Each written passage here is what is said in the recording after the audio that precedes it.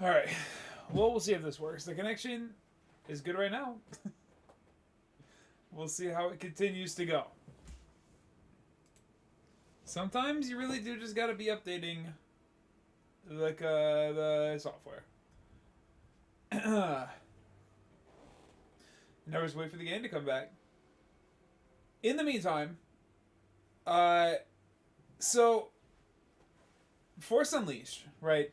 Sam Witwer, Mr. Man. Let's take a look. I don't know if this is actually from this game or if it's recaps of the first, because I have never played the first or this one. That's their guy, Sam Witwer, right there. Doomsday in Smallville, dude. Maybe that's gotta be from this game.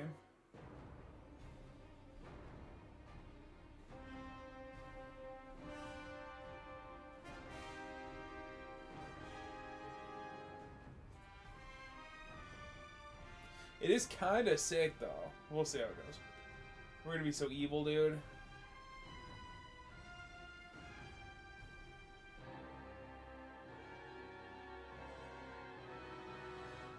Okay, spoilers. They're gonna kiss for sure. Um, but this guy's like a massive nerd in real life, which is the best. He he freaking loves Star Wars like you would not believe. Dad, Gunks? Gunks, you're here. The stream was not working originally. It was being a little laggy.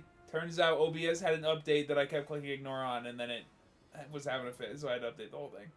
So, it's been updated. We're playing Force Unleashed 2.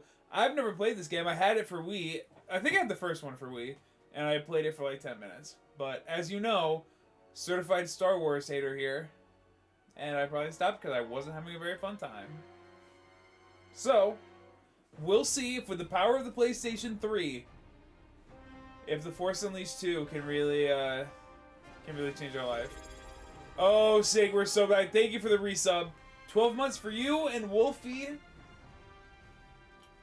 Oh my god. So I didn't this stuff that Marshall says, by the way. This new stuff that Marshall says is not me, dude. I wrote a bunch of stuff, but you were limited. And then the whole thing, the software that Marshall uses, got an update. And it added a ton of stuff. I would never write in asterisks, puffs out chest, and then say, well, if it doesn't say tastic, the one toilet wagon master, about time you'll grace me with your presence, bows dramatically. I would never do that. I think you missed it with restarting. I'm on a 35 stream streak. Holy moly.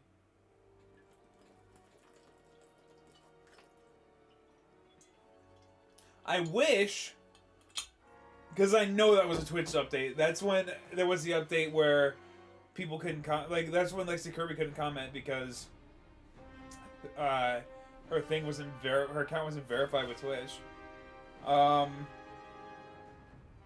Yeah, so 35 is crazy. Wolfie and Sig and Gungs and Insert, of course. Thank you for the support. Sig doesn't make me laugh. He wrote in asterisk tips Fedora. Hello, my lady. Barbs on carpet is crazy. Barbs on carpet is insane. Okay, well, without further ado, we're playing the Force Unleashed 2. However, in 5 minutes and 30 seconds, I gotta get my little pizza out of the oven for my little snack. All I ate today was Reese's Thins. That's real. Alright, Force Unleashed. Let's do it. There he is, my Sammy boy! Sig, I resent your Oh my god, I can't read. I actually might be dyslexic. Sig, I resent your imitation of me, Belch. I think that I have problems. I think that I am dyslexic and I actually can't read. Okay. So okay. All right. So, just for context on who this guy is, because this is a game that people are familiar with. People like Star Wars, blah blah blah. I got a video pulled up, and this is Sam Witwer just describing. Like, he's doing a lot of voice acting stuff these days, but this is him describing how he was feeling in the scene, dude. And it's just like, to know that this guy cares about Star Wars this much is actually crazy. In like a good way. Like, they picked the right guy for this game. And these games, honestly, could do with a remake, I think. His lightsaber, that immediately makes Obi-Wan react. So what does Obi-Wan do? Hard feelings. Ewan McGregor, young Obi-Wan, the same guy who would fight in a war, the same guy that would commit acts of violence, the same guy that would go along with all this, the warrior. So then you hear the Force theme, and Obi-Wan realizes, I'm not this guy anymore, I'm this guy. And he becomes Alec Guinness. And then in a final move, he goes, and in my final move, not only will I honor my master, Qui-Gon Jinn, and he goes to the Qui-Gon Jinn move, but that's the same trick that he plays back on Maul. Because in the same way that Maul spins his lightsaber, and Obi-Wan goes, I'm Ewan McGregor. No, I'm Ben Kenobi.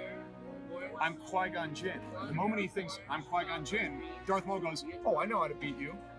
Tries the same move that he used to kill Qui-Gon, and that's what kills Maul. Maul, who walked into this fight thinking this is a desert rat, this is a hopeless man hiding in the desert because he's a coward, he's a failed Jedi, he's got nothing left. Oh, he's protecting someone? That's cute. Someone like Satine, who I killed. Oh, this is really cute. This is so fun. Now, really, he's projecting his own miserable life on this guy. Maul has been hiding. Maul has been a coward. And the moment they fight, and Obi-Wan is not the man who will fight anyone. He does not fight, but he will end the conflict if he has to and put his sword away. And the moment that he hits Maul so quickly, Maul realizes, oh my goodness, I've misread this. This is not a failed Jedi. This is not a hopeless man in the desert. This is a Jedi Master who is on active duty. And if he is this good, this must be the most important guard post in the entire galaxy. And that's when he realizes this is about the Chosen One, isn't it? He collapses into his arms, having fallen for the Qui-Gon Jinn thing. And Obi-Wan cradles him the same way he cradled Qui-Gon Jinn, the same way he cradled Satine, the same way he cradled all of Maul's victims. And they have the same conversation that Qui-Gon Jinn had. He is the Chosen One. He will bring balance. He will avenge us. Ooh. Dude, that's pretty good. I've never seen that show. But like, this guy knows what's up, dude. It's actually crazy that there was that much effort put into that. It's for the fans, man. Gunks loves that video breakdown. He's seen it before. But classic Star Wars turning a nothing burger of the originals into this crazy origin story. Yeah, dude, maybe I gotta see that. Wolfie says, not sure how much of Star Wars you know. My sister named two of her dogs Revan and Luminara. I have no idea what that is. Yeah, I don't even like Star Wars, so you know, we're gonna play this. I'm gonna know the big ones, and obviously we're gonna play it up. Oh my god, it's Darth Vader! Like, we're gonna get hyped. We're gonna get hyped. But I actually genuinely don't care at all about anything that's gonna happen in this game. So, Michael, here's the thing. And then they made the slop that was 7 and 8 and 9. Okay, now tell me this. Riddle me this.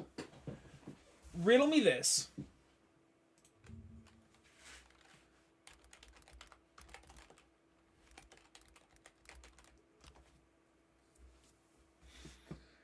Okay. Not 8, 9. I'm an idiot. Not gonna lie, I love 8 slop. I think... Okay, here's the thing. I've seen every Star Wars movie, and the ranking...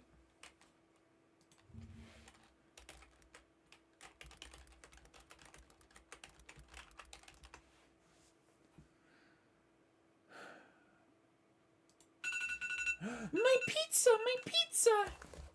Hold on, everybody stay calm. Enough.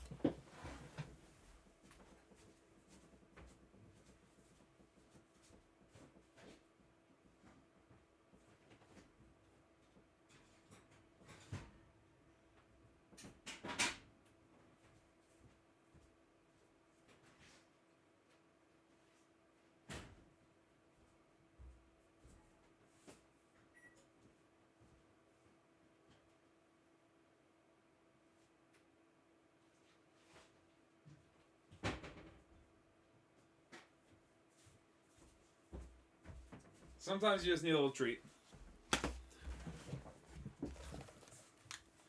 It is not Poopgate! Okay. Wait,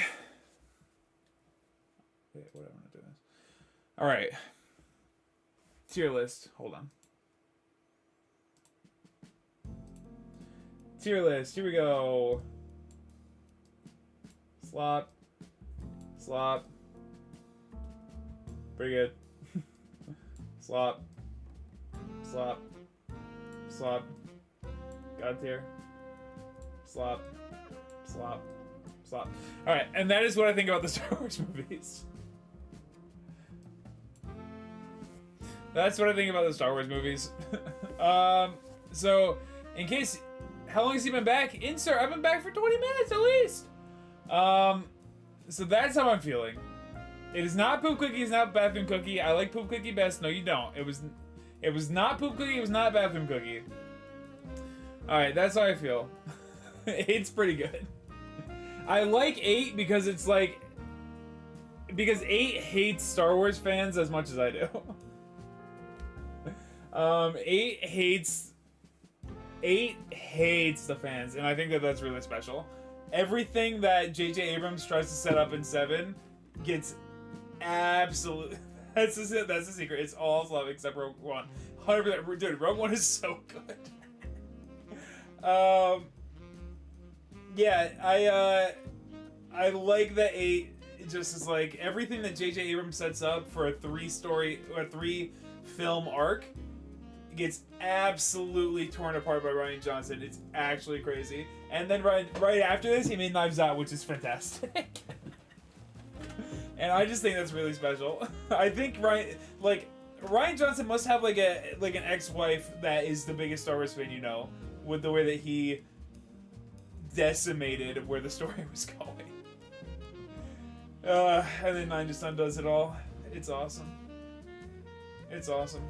Alright, well that's where we're at going into this. So, let's play this game. Let's remain positive. Let's have a good time and judge it for what it is and not for Member Berry's Star Wars slop.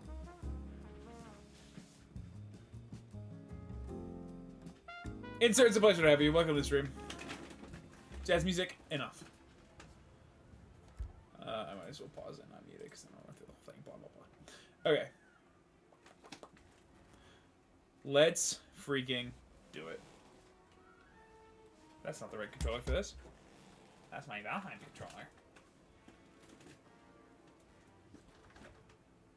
Here we go. Yeah, I'm playing on easy. Dude, we're not doing this bang my head against the... Oh my god. Somehow the Emperor has returned. Dude. And there's that freaking... They dropped spoilers for, I think it was 8. Or no, they dropped spoilers for 9 in Fortnite. Like, before 9 came out. They were like, hey, if you want context, play Fortnite. The Force Unleashed 2. The galaxy is on the brink of civil war. Inspired by the sacrifice of Darth Vader's secret apprentice, a ragtag rebel alliance plots to overthrow the evil Galactic Empire. Imperial forces in relentless pursuit of the rebels have captured the Jedi Knight Ram Kota. Its general lost, the Alliance fleet has vanished. While the Empire searches for the rebels, Darth Vader has put a dark plan in motion that will bring an end to his apprentice's legacy. Why are you British? Because everyone in Star Wars is British for no reason. Honestly, the worst thing to do is call the Emperor Palpatine. I hate that. You know, Gunks, there's lots of stuff that they do that sucks. It's Star Wars, they all British if you nasty. That's a fact. I said something today. What did I say? I don't know. Never mind. I forgot the entire plot that I was about to say. It ends with me at work saying we get nasty on Fridays. That did happen today. Alright. Oh my god! It's a TIE fighter! I love Star Wars! I've seen every movie in theaters that I was alive to see when it was in theaters. Any re-releases I had, like, if the originals got re-released, I have not seen them. But every other movie I've seen in theaters, dude. And, I don't know, man. It just means nothing to me. Oh my god! It's him! It's him! It's playing his theme song!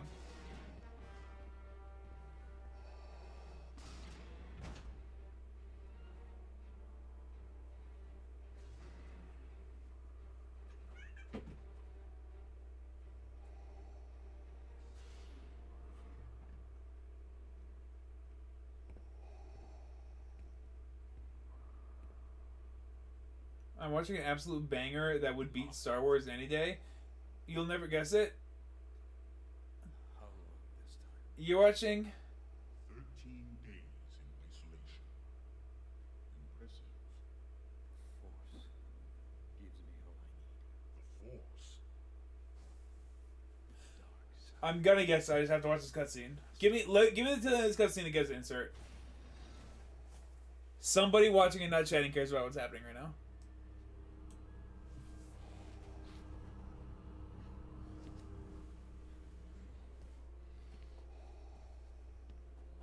Starkiller's Jedi mentor has been captured.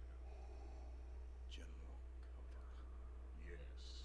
When your training is complete, you will travel to Cato Nemoidia and execute him. Now he's breathing while he's talking, right? Isn't that sound his breathing? How is it making in and out breath sounds if he's speaking? Then Vader won't always be your Okay, turn the game up. Yep. You are still haunted by visions. Yes, Master. I sometimes smell a forest on fire. I see the general falling, and I feel the ground shake as a starship crashes around me. I hear. I'm about to ask something that'll make the Star Wars fans mad. Don't yell at me. They are members Insert. of a There's not a single Star Wars fan in this building right now. Cloning process. Six. Memory Space Medic, no flashes question used it. to train Isn't the Force and the dark side the same thing? fade. Dark side is part of the Force. There's a light side and the dark side If of the they Force, don't. or whatever you want to call it. But yeah, You will be of no use to if you're on the dark side of the Force, you can use crazy Force magic, Starkiller's and you can bring people back to life. If you're on the good side, you have less fun. And there is no punishment for doing either because there is no hell. And you must learn to hate what he loved.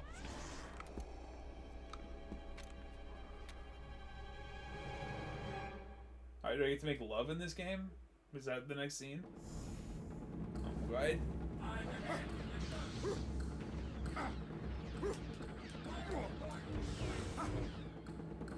Dead. Dead. You're still loyal to Vader. After he branded me a traitor and tried to kill you. What's happening to me? Vader said you were dead. Who are you? Holy crap.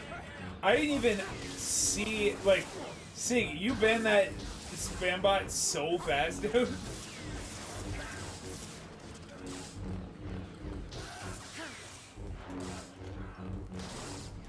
Also, to be clear, Don't make me leave another life behind. Why is this happening? the frames is not me. Every time I hit, the game stops for a second.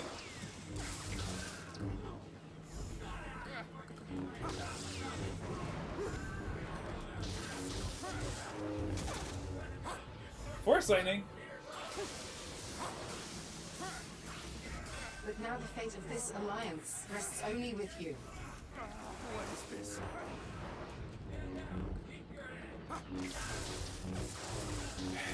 Insert the Force is like Harry Potter magic, where anybody that's magic can use it. And in Star Wars Episode 8, the whole theme is that anybody can use the Force, and then in 9, it's like, oh, actually, you're wrong, and you have to be magic. Yes. You have to be born magic to it. Strike her down. I can't. You will. You were created to do my bidding.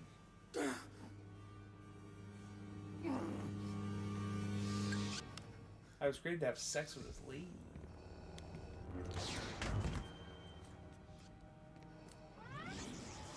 Yeah, you saw the robot got changed into her. You knew it wasn't her. It is as I feared. Why is this There was a point where Muggles could learn magic. No, and that's what I'm saying. Like, Star Wars implies in Episode 8 that anybody could learn it, could learn the Force, but then Episode 9 is like, no, actually you have to be born magic. Just like Harry Potter. And there's the forbidden spells in Star Wars. The forbidden spell is bringing your wife back to life. And in Harry Potter, it's Avada Kedavra. And it just is like, if you do that, then you're like, oh, I'm dark side, I'm a Sith. And you just become infinitely cooler. You have so much better magic.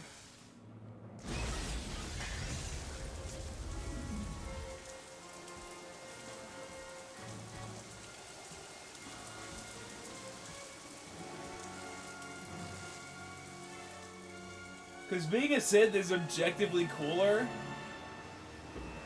And like...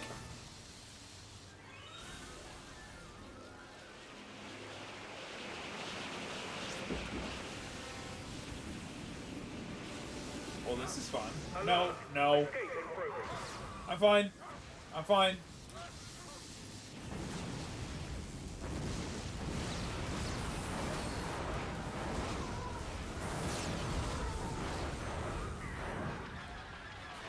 Yeah, I thought it was a building. What the heck?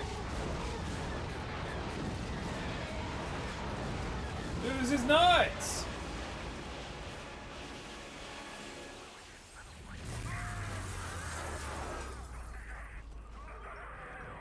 Subject has breached containment. Lockdown procedures engaged. Dead, dead, dead, dead, dead. If you want Star Trek, I'm the one to talk to. Let me tell you something. Those Chris Pine Star Trek movies are so solid, dude.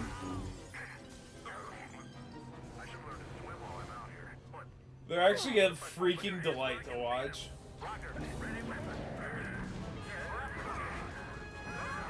I was just gonna mention that they have god-awful CGI. Hello? Hello? I did a double jump, thank you. Alright. And Sith can use the Force for autoerotic asphyxiation. So it's obviously better. That's true!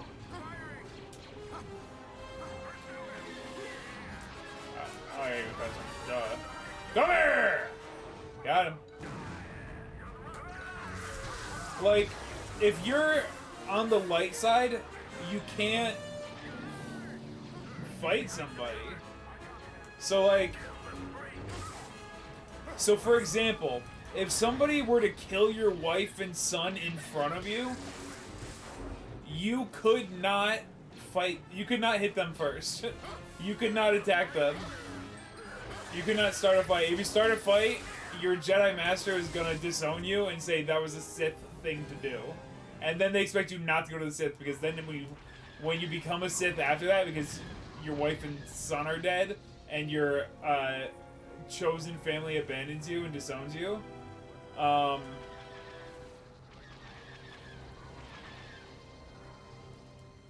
then you're gonna get into then you're gonna end up fighting your old Jedi Master somehow, because it always happens. And they're gonna make you feel bad about it, even though they abandoned you. You were just supposed to stop practicing your magic that you were born with. You were supposed to live a life in solid... How do you... Oh. You're supposed to live a life in solitude and be sad. Like, what do you think is gonna happen?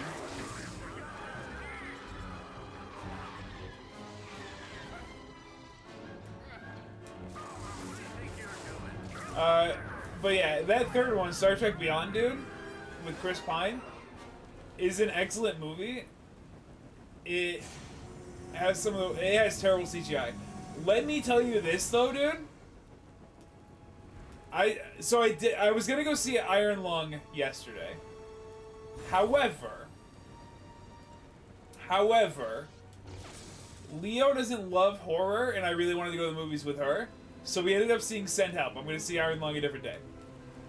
So we ended up seeing Send Help, right? Rachel McAdams, Dylan O'Brien.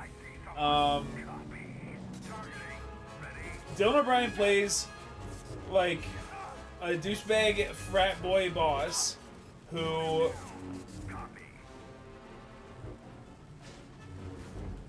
like a nepo baby. His dad dies and he becomes owner of the company. And he's like a real dirtbag. And then he gets his buddy, like his frat boy buddy has been working at the company for 6 months. And I say frat boy because they were...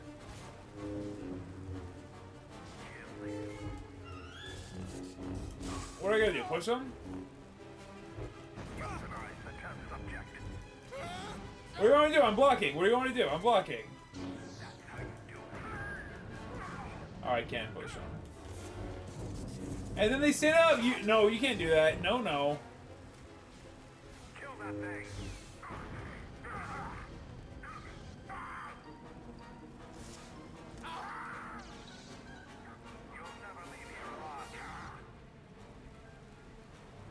Problem solved. I like the Chris Pine Star Trek movies too, but I hate the reviving Kirk with Khan's magic and blood. I know they need Kirk alive for the story, but I feel like the lazy way out of it. Yeah, I mean, all movies gotta have their all movies gotta have their fake death for drama. Fantastic Four does it, dude. Like all movies gotta do their fake death that doesn't actually count to like trick the babies. Like in what world? You're not killing the main character off in the second of a trilogy. And if something did that and had the stones to do it, I would like it a lot. Shout out freaking Expedition 33 for actually having the stones to kill off your main character.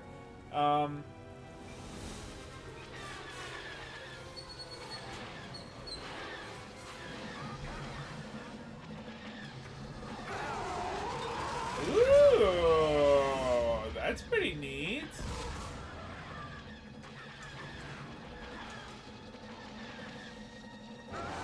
Yeah, I like that you can crush them.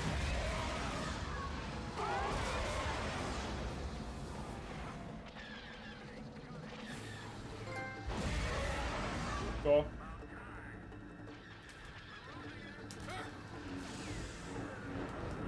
Dude, in our ending, Gustav actually lives a life of eternal torture and torment until Mael loses the ability, or will, or gets over the world, and then lets Painting World die. So, for now, Gustav is alive, actually. But yeah, the reason I bring up Send Help, dude, it was pretty good. It has... There was a scene, because they're stranded on this island, and on this island they see fresh tracks and realize that there is a boar on this island, right? So she's like, I gotta go hunt this boar. Dylan O'Brien... Hey! Dylan O'Brien, Dylan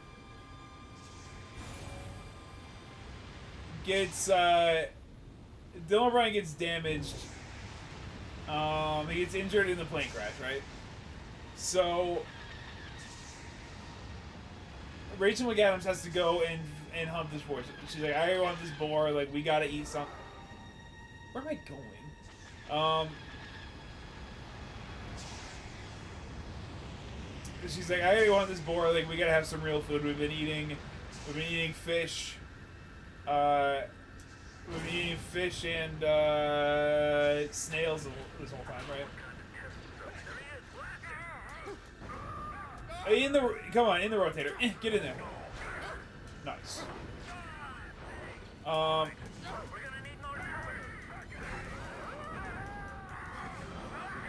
So let me tell you, dude.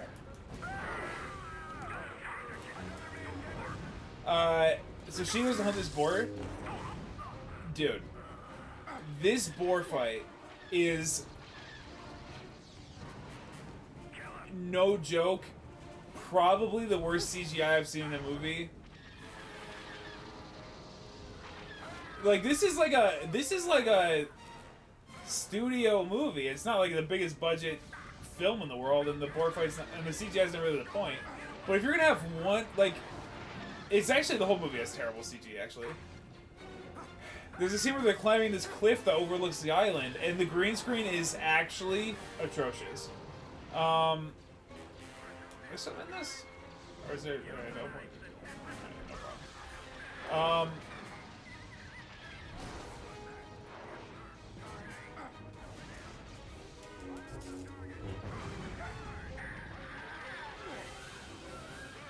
Can I go somewhere and hold the force? Be gone from me.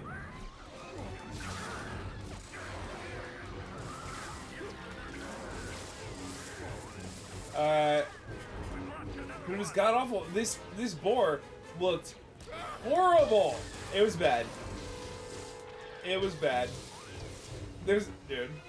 The movie's pretty good though. It was such a good movie theater movie, honestly. Like, I'm glad I saw it in theaters, because if I watched it, like, okay, glowing endorsement, right? I'm glad I watched it in theaters, because if I had watched it at home, I probably would have just, like, been on my phone for half of it. But it was such a delight. It kind of flew by. It didn't feel too long. It was like 2 hours long, but it didn't feel that bad.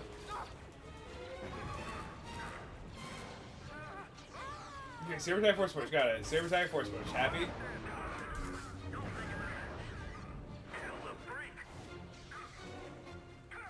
Kill the freak, you got it. Oh god. You guys are on one today. What's the deal? You just lonely because I abandoned you for months at a time?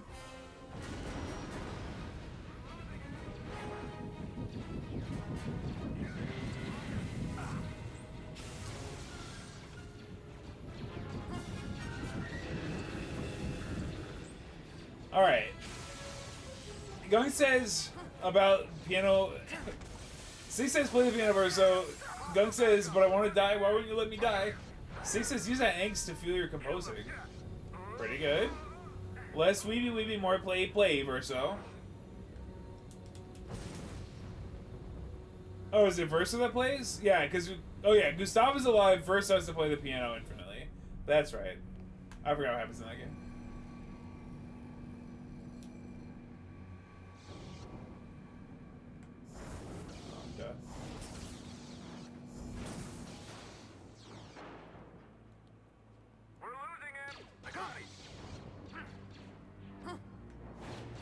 Dude.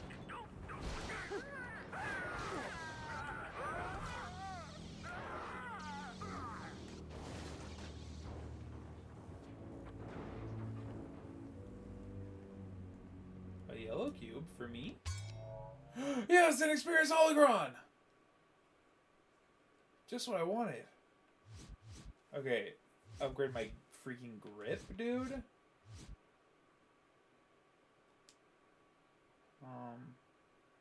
Okay, well, obviously I just want to increase my damage, quite frankly. So I'm just gonna save it. We're saving our points.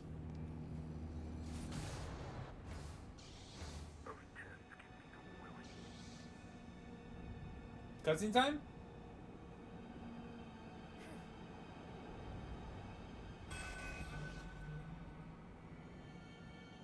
Mind trick. You can leave now. Oh.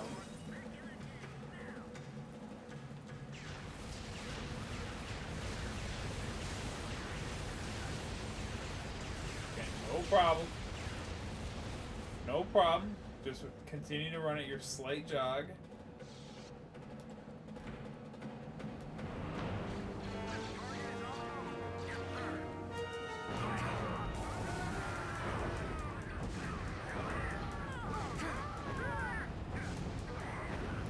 It's like something like that would be cool in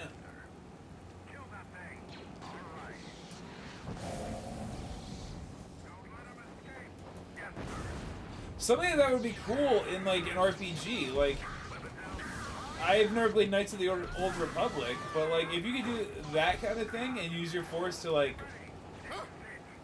role play and kind of And like, you know, just whatever you're doing. If you're trying to get into a base or something, RPG style, and you can just, rather than fight everybody, you just mind control them. That's sick, dude. But everything Star Wars is bad. One guy had an idea 50 years ago, and everybody freaking creams their jeans over it.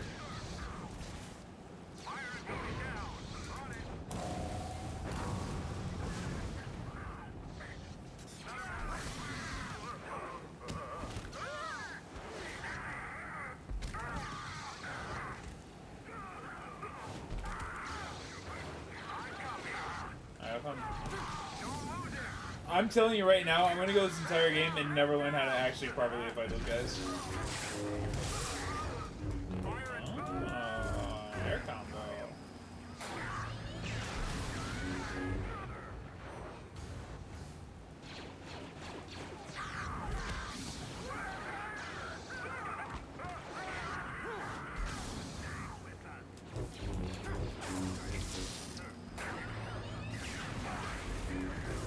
I'm glad of that shot that they fired at me. Can't hurt these guys though. Get him, dude, get him! I already stand here, will they do it for me? They would have.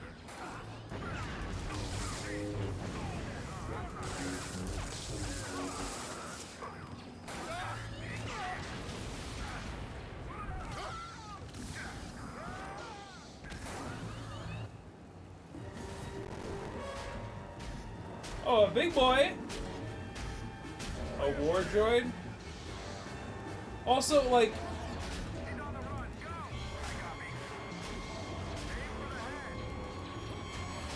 From what I understand, like... These games are some of the coolest things that Star Wars does, and they're not even canon because Star Wars is freaking cowards. But also, this character is like, I think by the end of the game, like way too overpowered even he says. Like everything, like Star Wars and freaking Lord of the Rings, dude, won't do anything canon, and it freaking blows my wiener off. Starkiller, more like Yeetbringer, dude, sick, freaking got it, dude. Can I kill this mofo? Oops. Can I kill you? No. Alright, no time to dilly dally.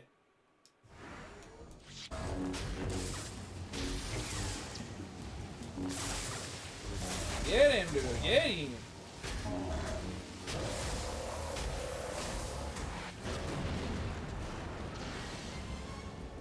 They got him. These Screams of Dying Men. It's Screams of Dying Men that if you're using two lightsabers again, as a Sith, should not be able to withstand more than one hit. But that's my own. That's my opinion. That's my own opinion. Can I hit him with these? Game sucks.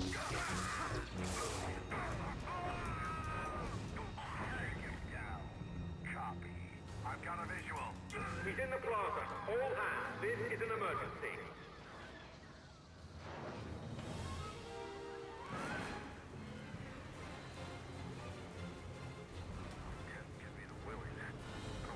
Dead. I know that was Starkiller saying leave me alone, but I really for a second thought it was the Stormtrooper saying that, and I just thought that was really special. I didn't stand a chance.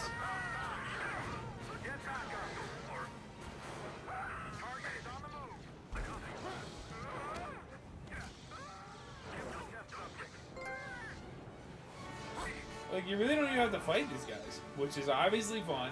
Like, if you're... That's what you want to do! Alright, well, I'm on the... Okay. Can't grip move it while I'm on it. No problem.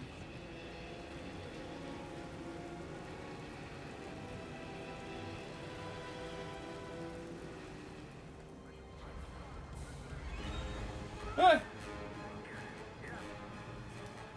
It is nice that your force isn't tied to a meter, because it is not in the actual force. Although you have to concentrate. Except...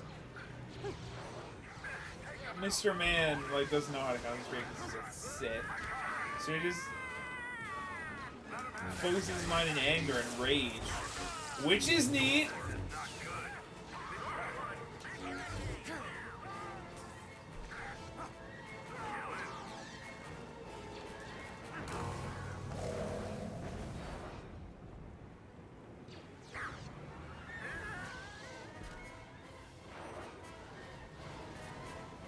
That's my experience, Holocron.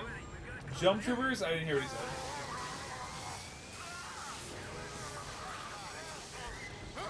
No joke, forgot I had Force Lightning this entire time.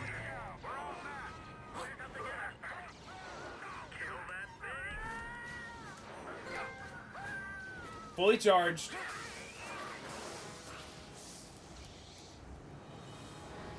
That's what the trophy was called. Dead, dead, idiot, idiot. Get real. You're dead. Alright.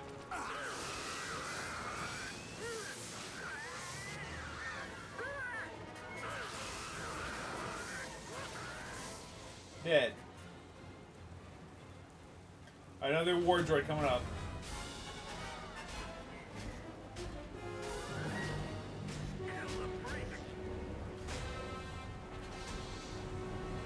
I wanted to lock on since freaking when? Oh my god.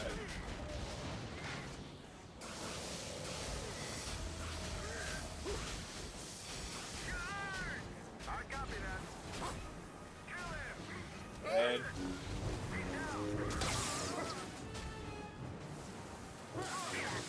No, he's gonna freeze me. He froze. He froze me again. Dead. Idiot.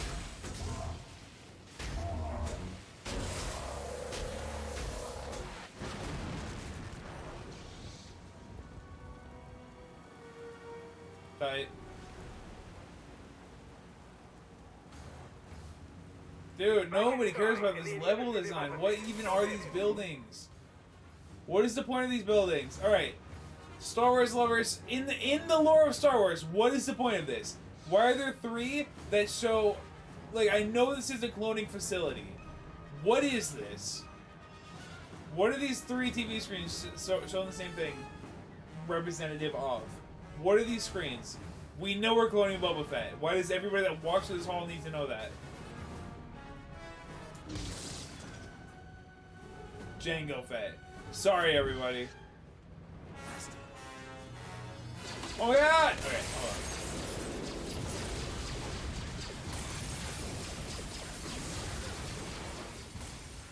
Just to be clear, if you hold the dash button, you don't run. You do that little dash, which uses the freaking magic bar. Imperial Riot Troopers, don't even say those. That means nothing to me. Did you just call him Jango Fett? No. Called him Jango Fett, who is Boba Fett's father. And he sees him get clapped in the freaking arena fight where Padme gets sexy. Her shirt gets perfectly torn into a crop top. And it's hot! What was even the point of that?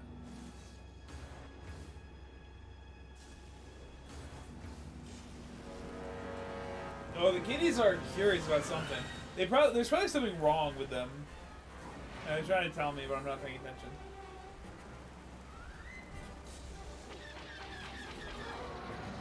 You throw TIE fighters at the tower? Okay, Raggy. Idiot.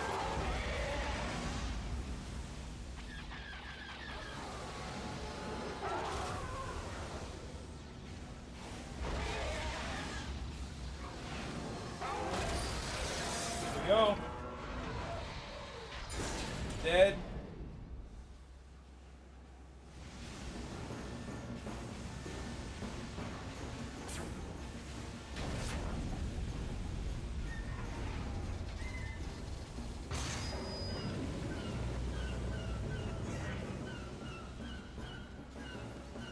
Oh, also, we discussed that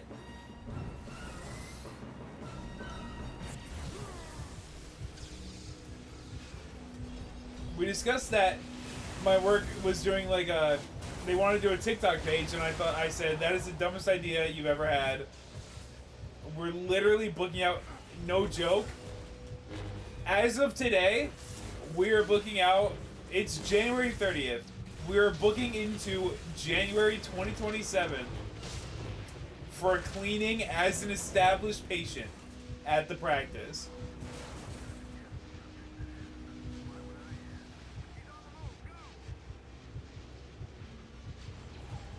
The front office has the best TikToks. I could not even care enough to watch. I've seen some of ours, and I've seen some of the front office, and I don't even know what the other ones are doing. But pizza time, finally! Oh my god.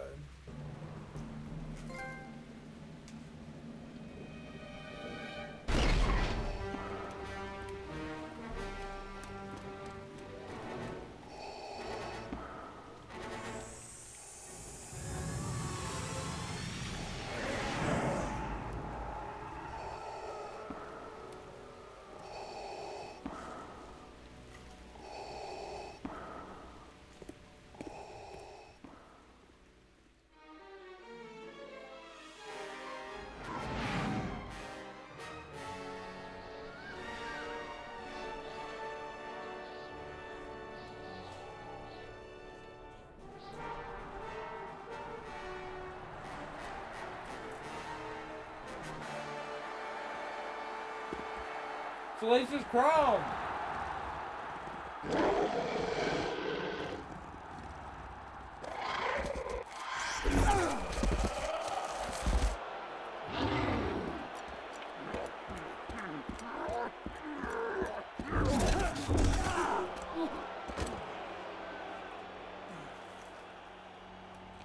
You're running out of executioners, Baron. Try the Corellian slice hounds. My lord.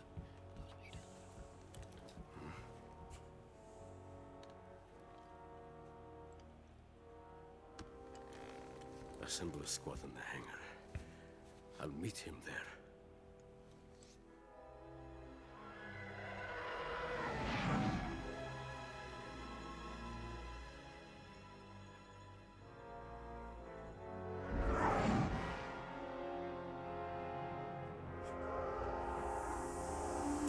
I was eating pizza at the time, but that guy just did the Bush 9/11 thing.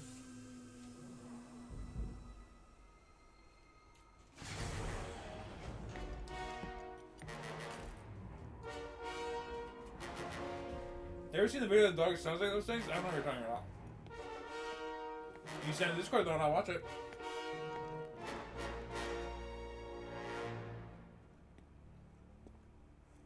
Nice, well, TIE Fighters, but good try.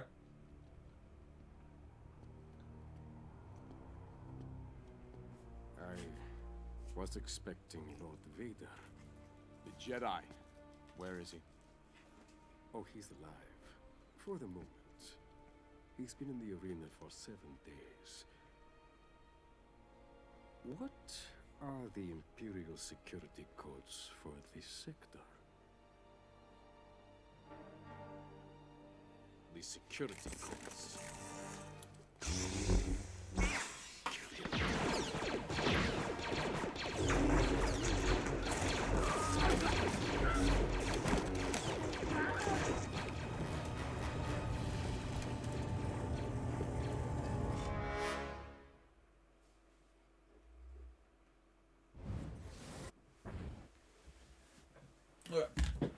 Dog that sounds like TIE Fighter? Let's take a look.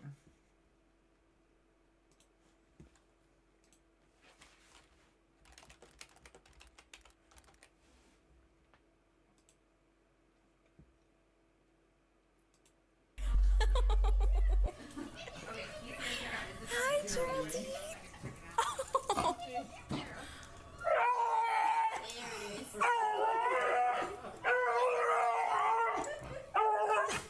That's Jeremy, crazy. hey. That's crazy. 197.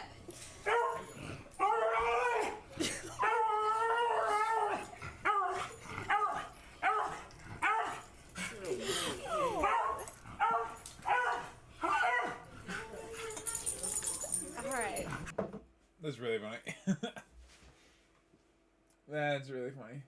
17 years ago, future gen consoles, Wii 2, PS4, Xbox 720. While we're here, I'm just going to click this video. Let the bodies hit the floor. Let the bodies hit the floor. Let the bodies hit the floor. iPhone 2. Let the bodies hit the... iBox. Ooh. That's actually surprising that Apple hasn't made a console. New iPod. Nintendo has got a great... The Nintendo Wii phone. Okay. Interesting. Nintendo DS closed. That's the Switch, dude. We got that. Nintendo DS open. That's the Switch! Nintendo's on. Nintendo on. Game Boy Omega? Okay. GameCube Portable. That's what they gotta do. Portable DVD player with a GameCube? Xbox 720. Dude. The Game Sphere. Spherical! Xbox 720 controller. Looks like a pair of breasts. 360 portable. Dude. An Xbox handheld would have gone so hard. Sony PS3, dude. I love a PS3. Best console. PS4 is going to be the PS3 but white. Got it. Dude, it looks like a modem, which is what the PS5 looks like. Another PS4. Looks like a spaceship. Okay, alright, well, get real. Final PS4 looks like an Xbox One. And last but not least, PSP 2. Ugliest design possible. Please subscribe. No. Still waiting for the eye trash. And there's a stupid potion seller. You guys recommended this video to me. I think it was Pearls. And we watched it. Portable Xbox, just a Steam Deck. You know what? That's fair. That is fair. Alright, back to business. So, I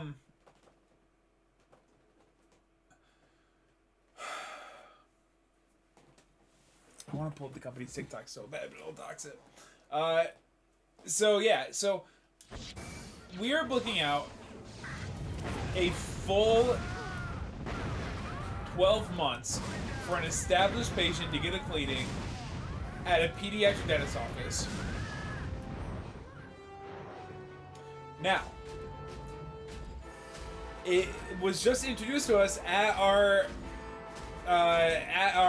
company meeting. Okay, depth perception was off. Try again. Okay, no problem. I did a little late. No problem. Here we go.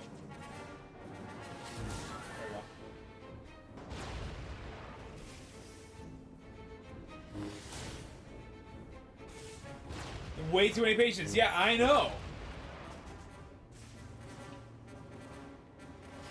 And I saw at least, that I can remember off the top of my head, I saw personally at least 4 new patients today. Brand new to the office. I'm like, at a certain point, it's gonna collapse. Which is why I'm so grateful that freaking Monday. Oh, can't grab these guys. Alright.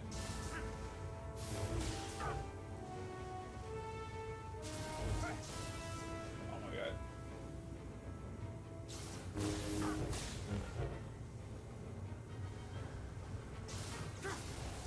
Yes, extremely.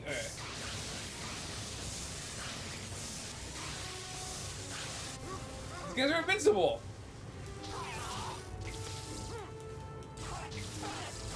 Oh, you just have to be close. Actually, F them up. So, on Monday, should be my 3rd and final interview for a new job. So very excited about that. And it is not a practice that sees that has to book children out a full year to get their teeth cleaned.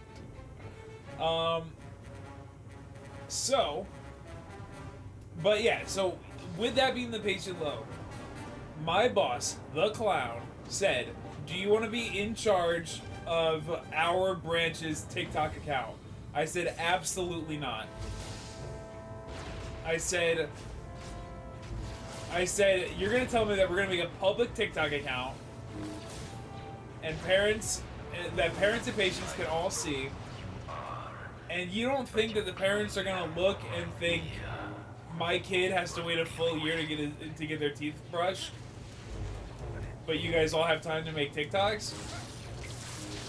So that's one thing. So I said absolutely F not. Some other sucker said that they would do it. So now she's in charge. So this sucker is in charge of the TikTok account, TikTok page now, and they've been making them, and now the competition is whatever branch can get the most. I think they're basing it on likes. Whatever branch can get the most likes across all their videos per month, the office gets a prize. Or that branch gets a prize. And I'm like, how? What? This is a dentist office. Why? And there's 7 branches. Why do we need to have 7 TikTok accounts for dental offices? The reason is some girls at Syracuse. Whoops. The reason is some girls at another office.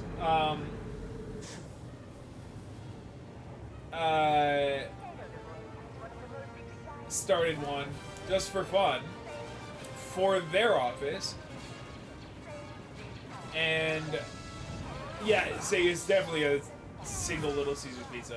100% it's that. And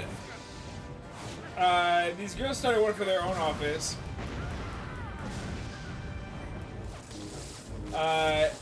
And it really, like, that office likes each other, though. That's the problem. That office likes each other. So, like, their TikToks are, like, them all having a good time, and everyone, like, wants to be there.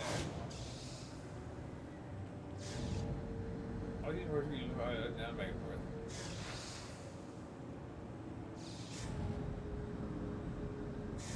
Alright, where do I want these to be?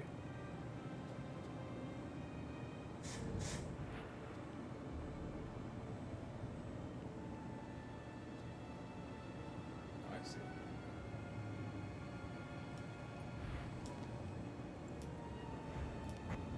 Oh, easy, easy. Okay, that 4 stash is killer. But they started one, and the bosses were like, "Oh my god, it looks like you guys are having so much fun. It probably is great for team morale." So then our freaking office started doing one, and there's like nobody likes each other. So nobody's in the freaking TikToks. Like, our office has Delectro, welcome to the stream. So our office has you know, probably 10 videos at this point, and it's the same couple of people in all of them. Is this the console or PC port? This is running on a PS3 off the disc.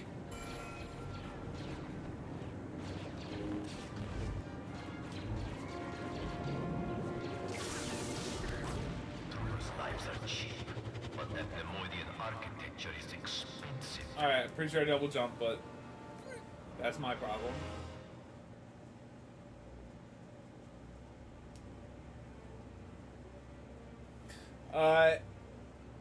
So yeah, anyway, so like all the other offices have all these people that want to be part of it, and then if you go to our office, you see the same 4 people in all the videos. It's awesome. The whole office, like, is going to collapse. Like, where do you watch this? Where do you watch this? Where do you watch this? Alright.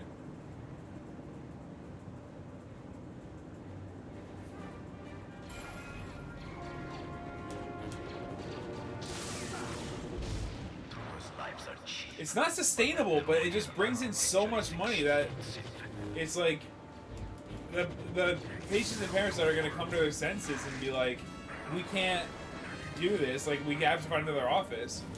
And like, this game does. By the way, this game doesn't function.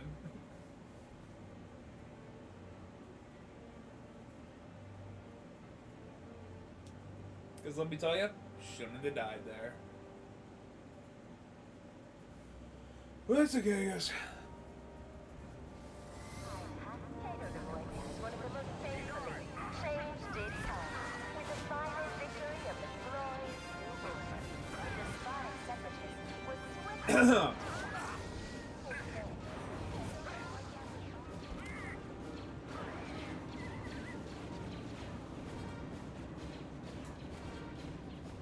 Yeah. You remember how to throw a lightsaber. Got it. Yep.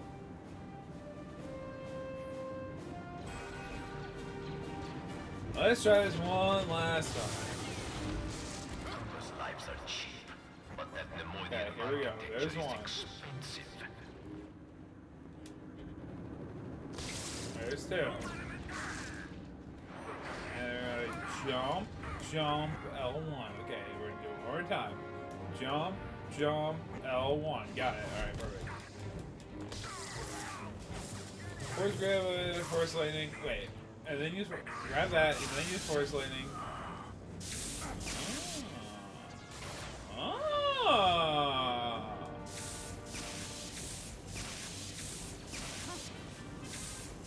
There you go.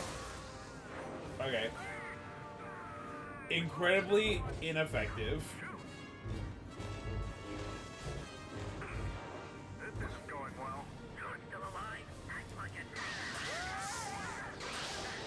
Why are you looking at me?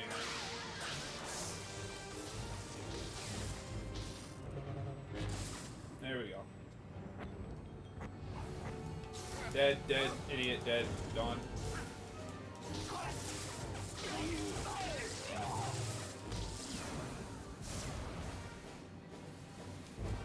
Dead, idiot, dead.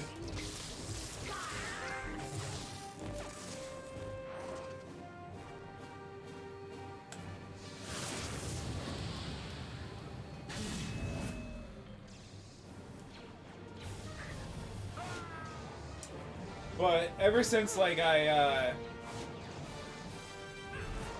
since I got red pilled on the company, ever since I red pilled the company, I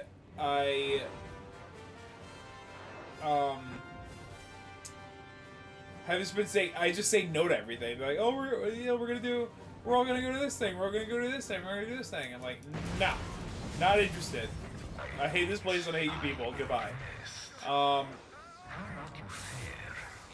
But now that I know that potentially Monday I could have a brand new job and then be gone 2 weeks after that, I'm just saying yes to everything. Like, hey, a month from now we're all gonna go bowling. You wanna come? Yeah, I'll be there. I can't wait. Dude, I'll be so far out of that building.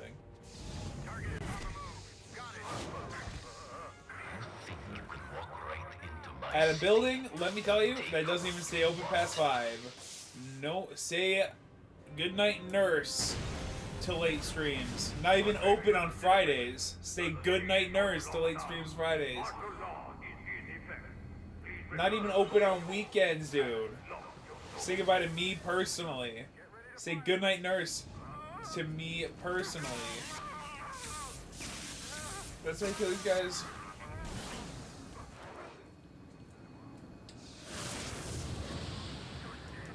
What are you grabbing? You're force grabbing the electric field?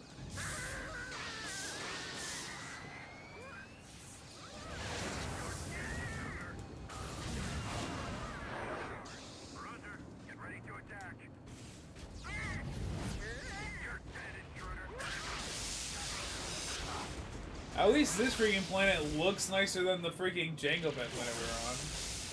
Holy, that planet sucks. I hate that planet. That's one of my least favorites.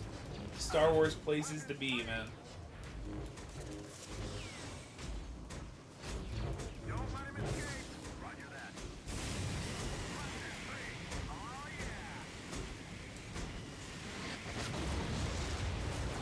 got him, dude. Easy. Dead, idiot. Yes, more platforming. Here we go. General Kota is the finest combatant we've had yet, but I see more potential in you. Hey, hey, hey. I don't really want to fight in the arena. Do you think this game will do anything besides... I can't believe it popped out of the air. That was sick. Do you think this game will do anything besides throw endless enemies at me?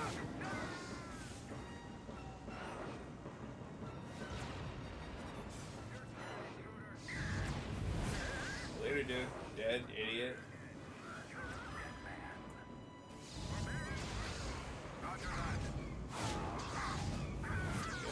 Can I crush this thing just by looking at it? No. Shoot me. Alright, fine. Do it the old-fashioned way. Dead. Idiot.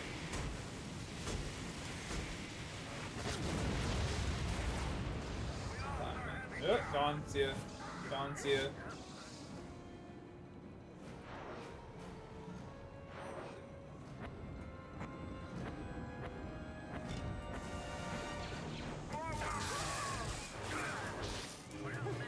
Probably not.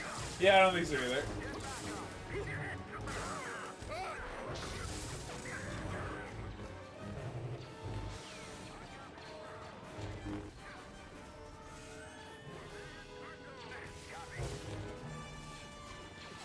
But to be clear, it is my hate of Star Wars that's making me so negative. Because if this was a Lord of the Rings game where I got to be, well, Shadow of Mordor is just this, which actually Unicorn put in the game recommendations on Discord. Like she was asking me to play this. Dude, I would love to play free Shadow of Mordor. But if this was a Lord of the Rings game where I just got to play as the most OP, like, fighter, wizard, Lord of the Rings character, and just battle my way through Lord of the Rings locations and just F up orcs like crazy, I'd be down for it. And that simply is just what Shadow of Mordor and Shadow of War are. So maybe I understand the appeal.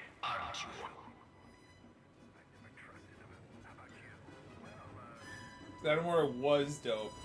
I have Shadow of War on PC because I wanted to play at 60 frames, because for whatever reason, all these games that are 60 frames on Xbox Series S and Series X can't get a freaking 60 frames update for, alright, enough of this. None of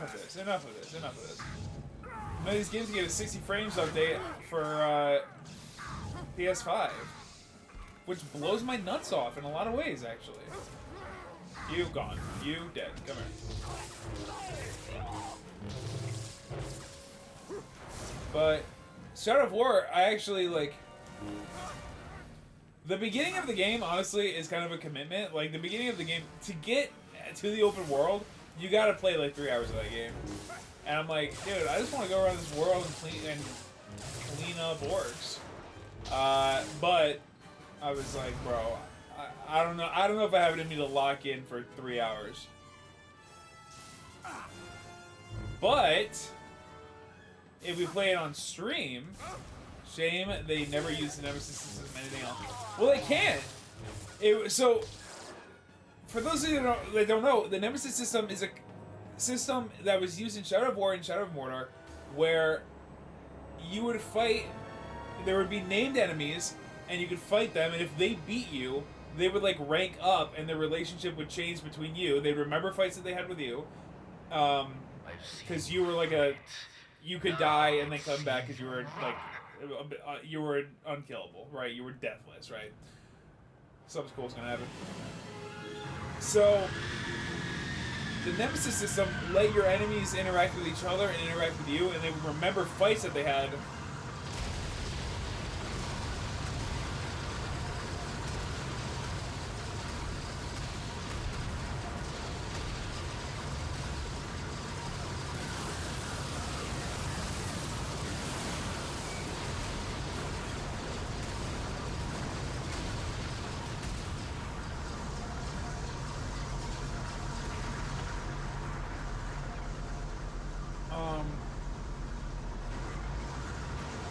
I'm locked in. I'm locked in.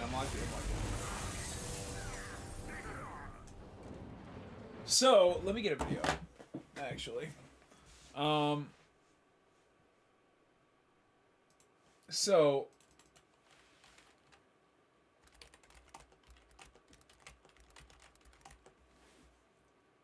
Is there like a short video that explains this?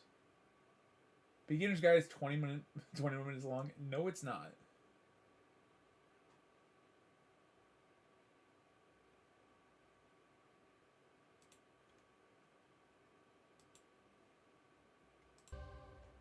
If not for the Nemesis system, Middle-earth Shadow of Mordor would have been a decent but ultimately unremarkable game. An open-world action title with combat similar to the Arkham series and parkour similar to Assassin's Creed games wouldn't have grabbed an awful lot of headlines, even if it did carry the Lord of the Rings license. In 2014, though, for a good few months after it came out, Shadow of Mordor was on everybody's lips and minds, and it was almost entirely thanks to the revolutionary Nemesis system that the game was lifted up from being solid but unremarkable to being the next big thing.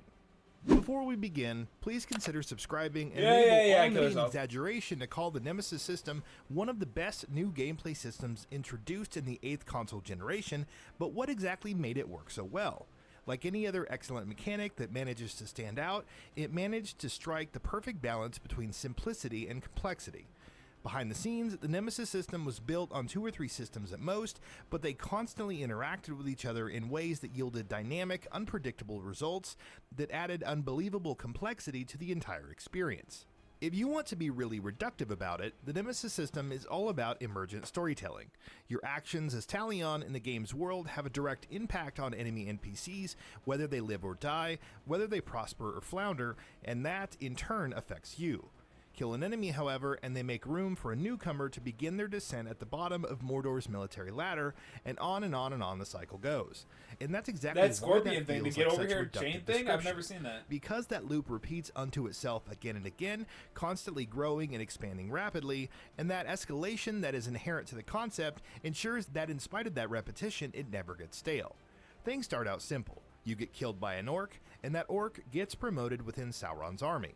But once you kick things into motion, the Nemesis system takes control. A promoted orc is given his own name, voice, look, and personality. If you see them again, they will taunt you about how they bested you the last time you met. If you lose to them again, they will become cockier and more confident in their abilities. Grunts become captains, captains become war chiefs, and in Shadow of War, war chiefs become overlords, and as they are promoted with each promotion, they become legitimately stronger. Their traits change, their strengths increase, and their weaknesses fade away. They even start wearing better armor, head into battles with better weapons, and look progressively more fearsome. And it's not just you that these procedurally generated NPCs interact with. No, once the wheels are in motion, how they fare in Sauron's armies also depends on interactions they have with each other. 2 rival orcs might be going at each other, and these rivalries can also have a major impact on their progression. For instance, in a duel between 2 captains, the one that proves himself worthy can become an overlord orc's bodyguard, and you can in turn then track down that bodyguard and dominate him, making him your puppet and bringing you one step closer to toppling the master he serves. So that's the important part, right? Is that you can get these people, they interact with each other, they interact with you, you can kill them. Some of them are deathless, some of them will come back to life and then they'll remember you as a zombie, and it's crazy. Some of them, like, you can so they'll remember their fights. If you die to them, they'll get promoted to like a higher position, and it'll buff their stats. And when they see you, they're like way more cocky, and they talk way down to you, right? They see you, and they're like, man filth. And they just like, they're like, there's no shot you're gonna beat me. I killed you once. I'll do it again. Come get some. But if you kill somebody where you spare, like, you can spare people and stuff like that. But if there's somebody that, like, the best is to shame, right? So as you go, you'll be fighting these people, and they'll be way over leveled, and you have to be close to their level in order to recruit them. If they're too over leveled, you can shame them, and it brings them down a rank, and it de-levels them. And then next time, ideally, the next time you see them, they're low enough level where either they're easier to kill or you can recruit them. with that, if you if you choose not to do either of those, every time you see them, you can keep shaming them, and it actually is.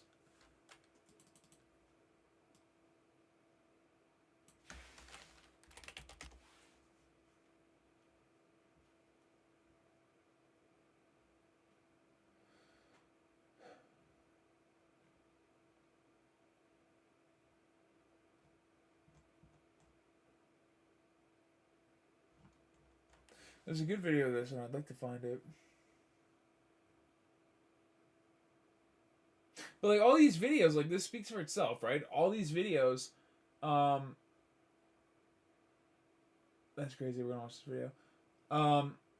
Are people just posting their own experiences like crazy? Like this guy cheated death. You killed him. You think you kill him, he comes back.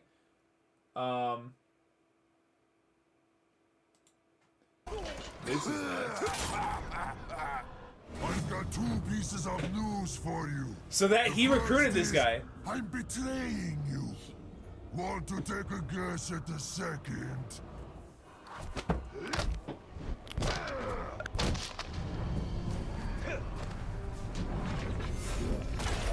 So you can also, you can, in Shadow of War, you can do your goal for the game. The game is divided into zones that are different areas in Lord of the Rings, right? So your goal is to go around the area, recruit a bunch of orcs and make your own army, and then you take your army and you bring them as you bring your own army that you made like there are like, you know, trash mobs that go with you. Like if you recruit a big guy, he's got little guys that come with him and they're nameless. But your own army of named orcs that you went and recruited all come and fight with you. And you assemble your entire army and you do a big Viking style siege on the stronghold in that area. And it's effing incredible. And we are now definitely playing this game on stream because we're talking about it. Like we're definitely going to play it. So this guy is probably doing that. Because I don't know how he would get 5 of these. I don't know how he would get 5 betrayals at once if he didn't have his friends around. But it's one of those things where like you can be fighting a random guy and then your dude, like you're fighting a random enemy, somebody that you recruited will show up and help you. And it's very interesting. Six said, I had one that kept surviving death, and he was like more metal prosthetics than orc. That's awesome. That's super cool. Every time I ran into him, he kept taunting me about how I suck at killing him. That's awesome.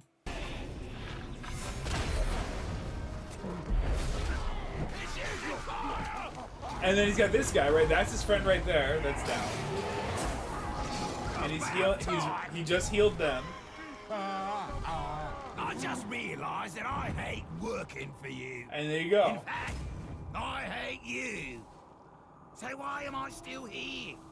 Why are you still alive? The answer to both questions is because I haven't killed you yet. Why did I abandon the Dark Lord for you? I was 2 back to back is crazy. Now I've come to my senses. I will set things right by slaughtering you.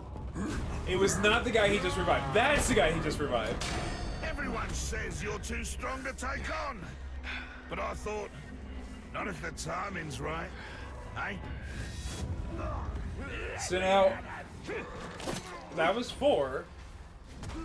That's his 5th guy right there. That's his last remaining teammate. So it's him and his buddy against these guys.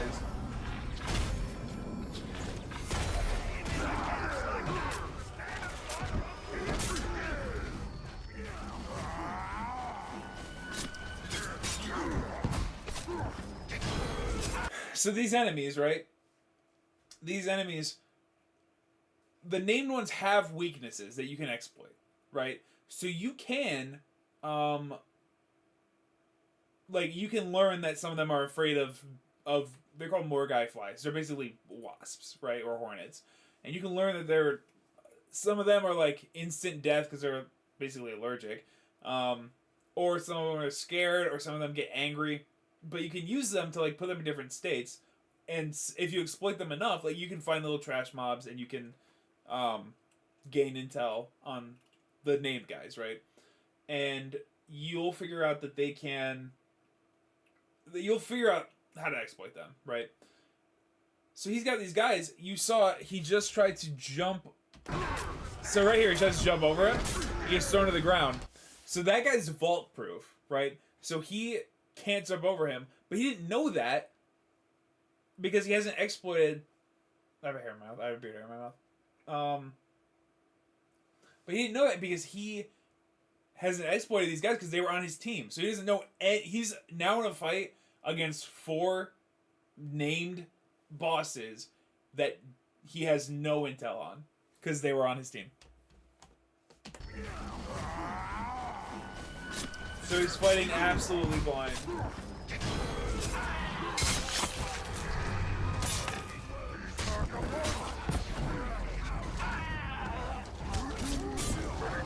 So that guy with the green ring around him, he's broken. At this point, if he wasn't being attacked by 3 other guys right now, he could reclaim him. He could, it's a magic power. And he could use his magic and rebrand that guy, and he would join his team again. Although I don't know if after a betrayal if you can get him back. Or if they're broken, all he's got to do is cast his spell, and then at that point you can hit a button and insta-kill them, you can hit a button and recruit them, you can hit a button and shame them, or you can like tell them to flee. So all he's got to do is get alone with that guy. But he's got betrayed by 3 other guys, so he's in a massive fight right now against bosses. If he killed that guy, oh, nope. I don't regret dying here now. I only regret that I won't get to see what my blood brother does. So Blood Brothers, right? This guy in this game, this is a totally random guy. I've never seen him before. Like there's so many of these orcs that you're not gonna see him. So this guy has a Blood Brother, which means that if he's about to kill him, his Blood Brother is going to get word of that and then hunt you down because he's got a vendetta against you now. So usually what works best is you will find out the 2 people, by getting the intel, you'll find out the 2 people are Blood Brothers. You'll go to one of them, try to brand them to join your army, and then you'll go to their Blood Brother, and then like they'll call their Blood Brother for help. But their Blood Brother is on your team, and it just makes the whole thing easier. So it's all about strategizing who you brand in what order. When he comes for you. So he's choosing to just kill this guy.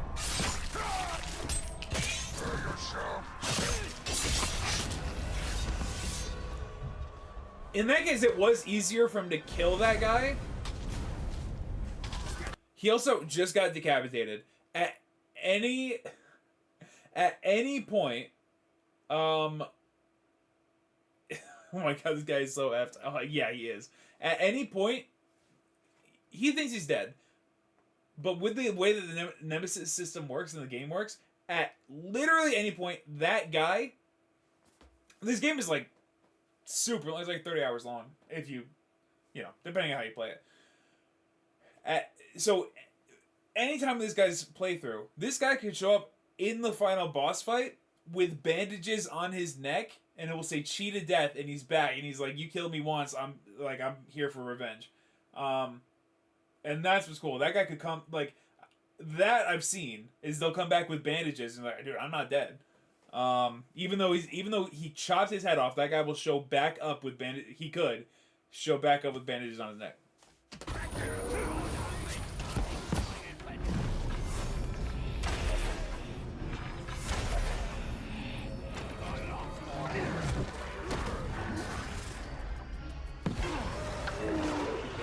This guy is good at the game, though.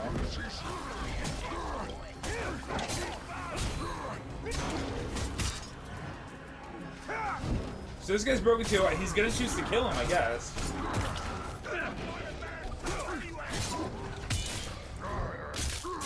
It's easier to keep attacking than it is to actually. The true servant of the Dark Brando. Lord will not fall so easily.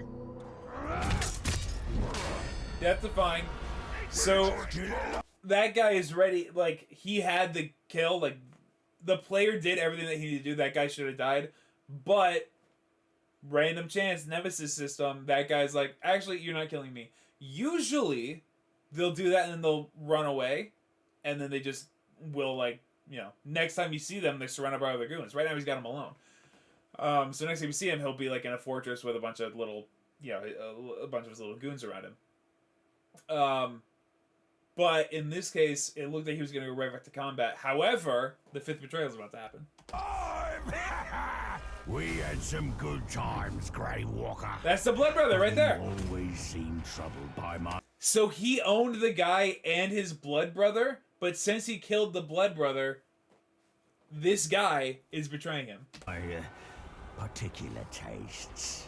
After today, I'll trouble you no more.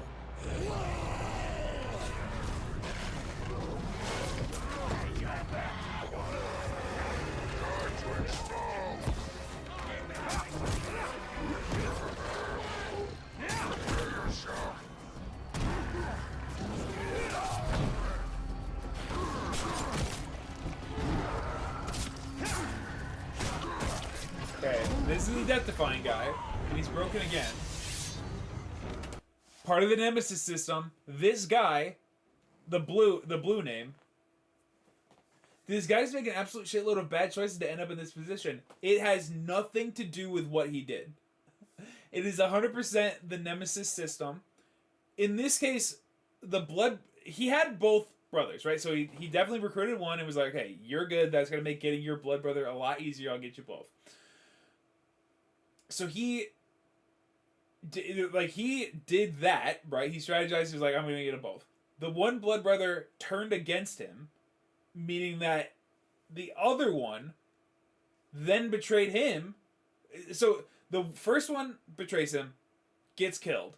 The second one sees his Blood Brother gets killed, and then betrays him back because he's like, you had me, and then you killed my Blood Brother. Now I'm evil again. And then that was that. He owns the guy in blue. My guess, he did a lot of manipulating to get them all there at the same spot to see what would happen. That's fair. I mean, it depends on what he's doing, because you can also do events where one of your guys goes against one of their guys. You can find them in the wild. Like, I do agree with that saying, like, there's kind of a lot that you have to do to get all your guys together, unless he's doing a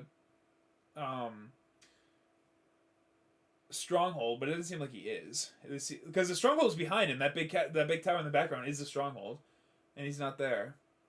So to be fair, I don't know how I get all these people here, but this guy in the blue on the left, he owns that guy. Who Nemesis system, he killed that guy, which means that if the red guy had any people attached to him, they are now going to come for Pash the Grim and try to kill him. Which means that just because your guy killed somebody else, if that guy had a friend that kills that guy, you as the player lose somebody a named character that you recruited for your army.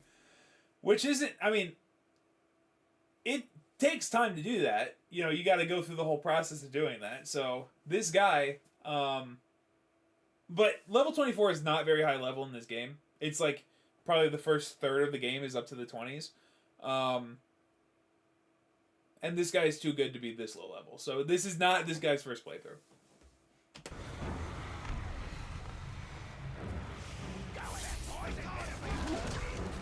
That guy's dead. This guy had to fight death. He's dead.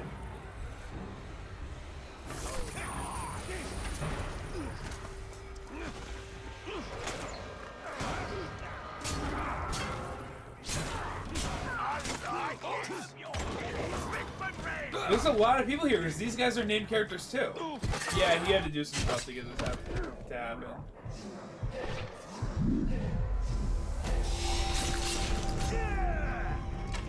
So that guy brought him down to 0 health, and then he has to do a killing blow.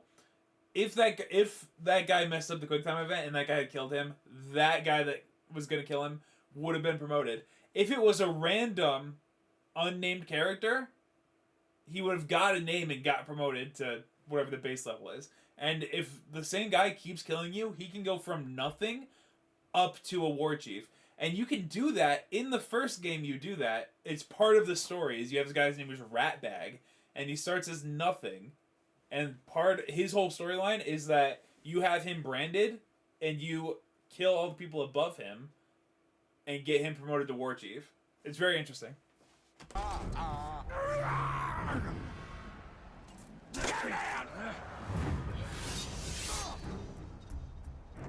Pass the Grip killed another guy. How? Too sharp for that trick. I love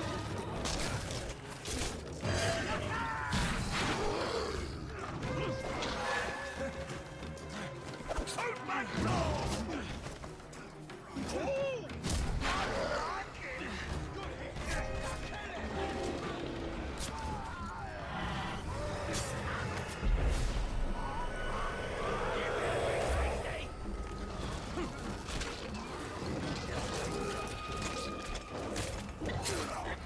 He's got the advantage now. He was able to get those guys killed pretty quickly. He's got good items.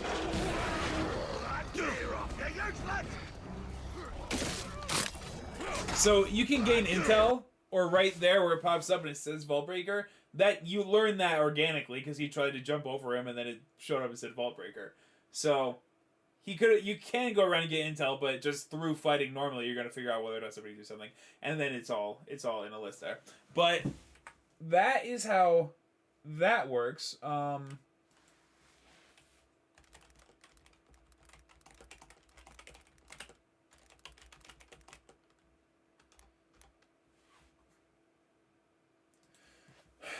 Is it gonna be a yeah, this is the one. So this is this guy. Probably it started with he just wanted to shame him to get him lower level so he could recruit him, and then he just keeps shaming him. So let's take a look.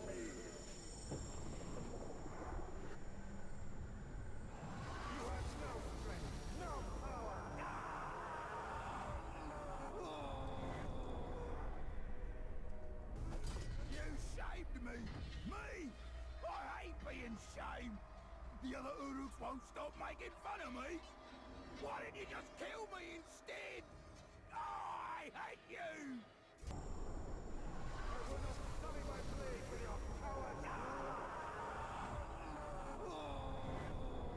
He's gonna be on a level 7. He's like massively de-leveling this guy. Me again.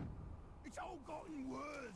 So part of it is that you use your hand and the power and the magic comes from your hand, and he keeps doing it. It's leaving a scar on his face from the amount of times that he's been shamed. That means the other Uruks call me. You can't imagine. Why won't you just kill me instead? Oh, die, swine! I hate you so much. You humiliated me again and again and left me to face endless mockery. Level 2. I mean, that you can't really get much lower than that. Everyone in Mordor makes fun of me now. I hate it. I hate it. And he turned him into like the laughing stock of Mordor, which is crazy. So now it's like, because all of them are incentivized to kill him just because they hate him.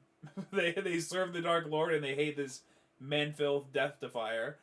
But now it's like with the Nemesis system, it becomes personal, right? So now this guy that this guy keeps saying, and mind you,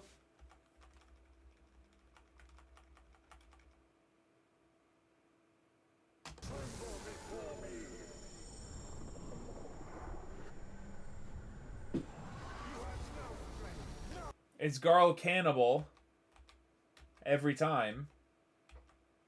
Garl Cannibal. Garl Cannibal. Garl. Everyone in Mordor makes So he's fun of even me losing now. his title. I hate it. I hate it. I hate it. I'll kill you for what you did.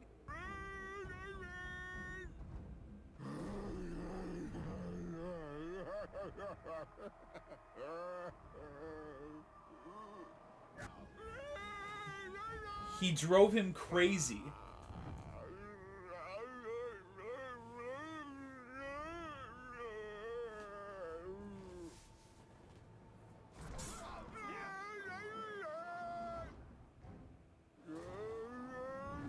And he keeps shaming him like, this guy, his brain is melted. Exactly. What's interesting about this, I've never seen a video of somebody undoing it. Like, this guy shamed this guy all the way down to level 1, melted his brain, drove him crazy. I've never seen somebody let this kind of guy kill him over and over and get somebody like this promoted to War Chief. Which you could do. I just don't know. I have no idea how it would work. Because at level 1, this guy's not a threat. You kill this guy so quick. But this guy keeps shaming him to see what happened. And I've never seen anybody bring somebody like that up to War Chief. That's crazy. I gotta try that.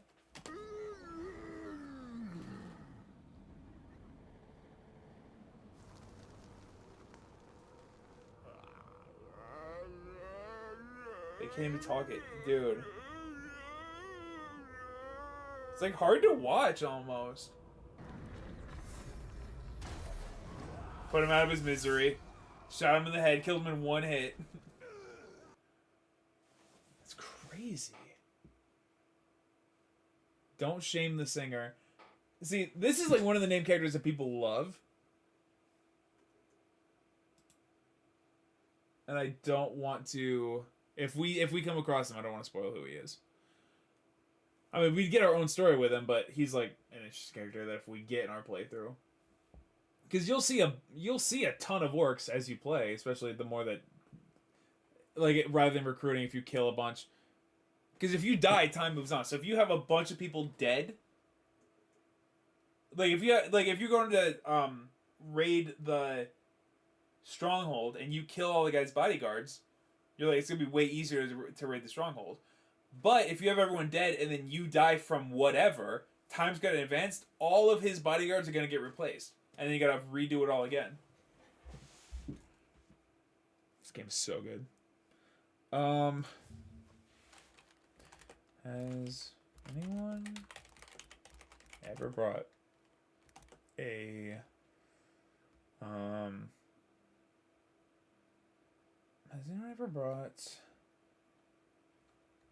a shamed orc up to, oh my god, up to War Chief in Shadow War?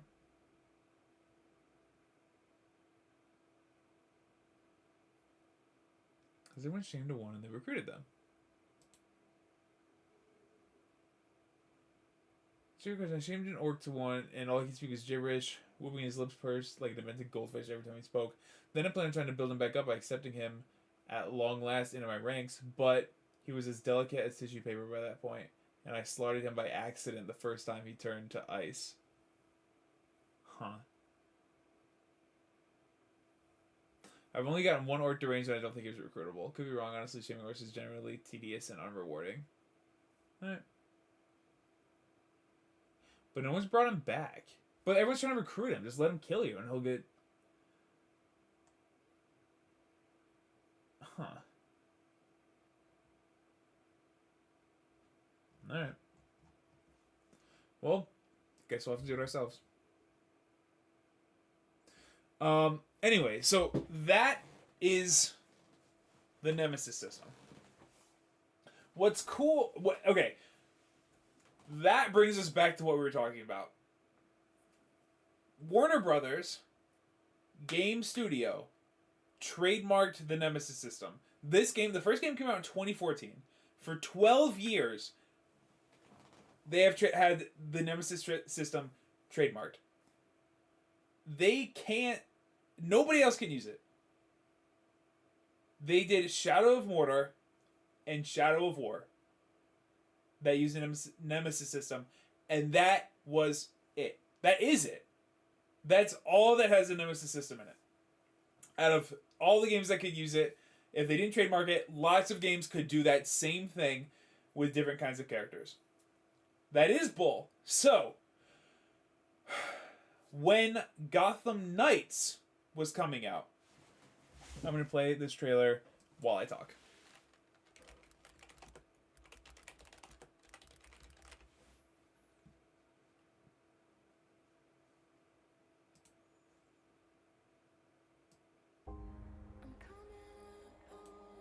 Okay. So,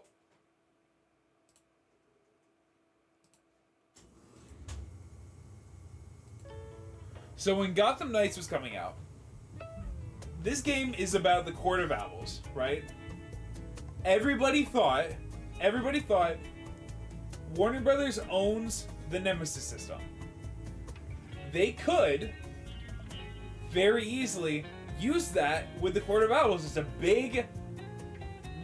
big group of all these people that all are vaguely similar, so it's not like you have to design, a bunch of different characters. You just have to do the Court of Owls, but make them slightly different, give them different personalities. So people were thinking, we're going to do Court of Owls, and because this game has Court of Owls in it. We're going to do the Nemesis system with the Court of Owls, with the Bat family, and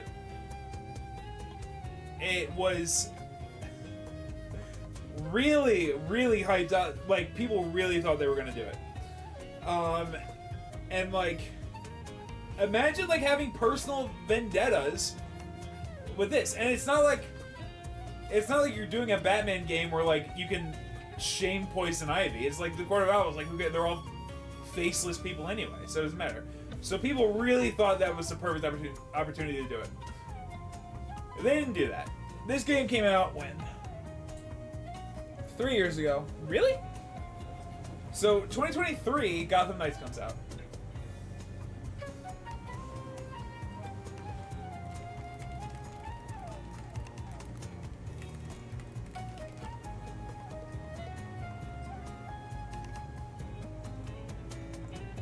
This is for the Wonder Woman game. This was 4 years ago, 2022. At the Game Awards, they announced that there was going to be a Wonder Woman game by Monolith, who made Shadow of War. This game was confirmed to be using the Nemesis system. I was really hoping the Gotham Knights would have been better. You're telling me. I am slowly working Leo up to playing more complicated games. Because she loves Batman and Batman characters. I would love to play Suicide Squad, Kill the Justice League with her, because she'd love to be Harley. And I would love to play Gotham Knights with her, because she'd love to be Batgirl. Those are games that, like, as a single player, I don't love. My buddy who likes superheroes at, relatively the same level that I do, has already played both of them. And we didn't play together. So I don't, so I haven't gone through and played with him. So I would love to get Leo.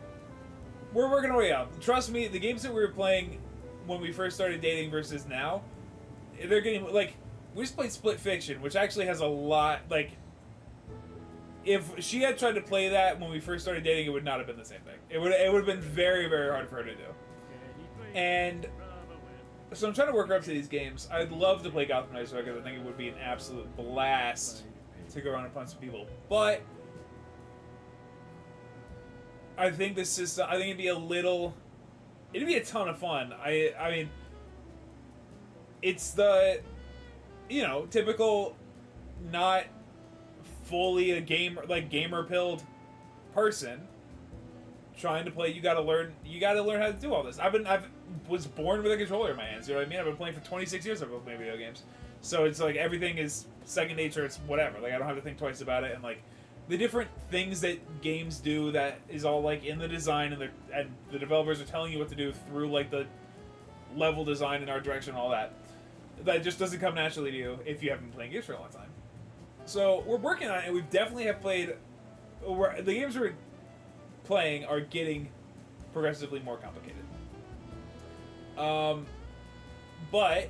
we're not quite to that level yet. I really, really, really am excited. I own them both on PC and console, so that we can cross-play. They both cross-play. I'm excited to play them both with her. We're just not there yet. Wonder Woman game was confirmed to be using the Nemesis system.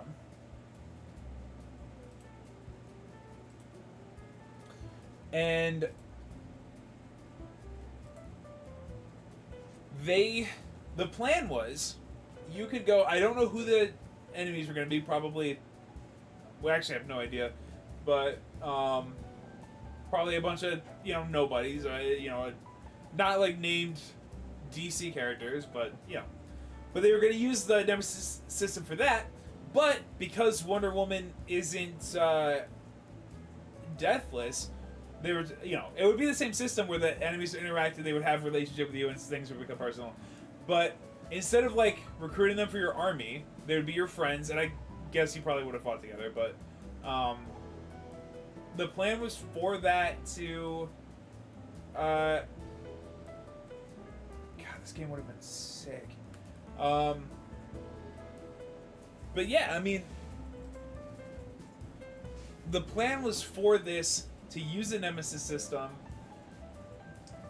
and you could just be Wonder Woman. It would have been sick, and that would have been the next time that they used it.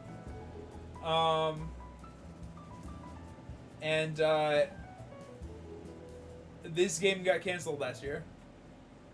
Warner Brothers canceled this game, and I'll be okay. So Shadow of War wasn't that long ago.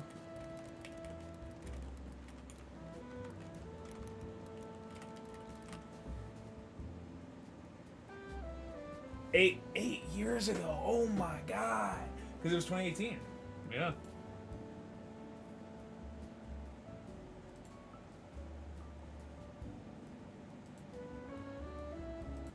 Dude.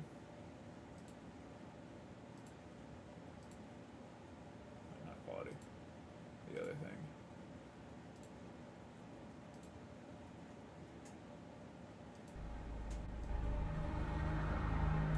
Dude, so sick.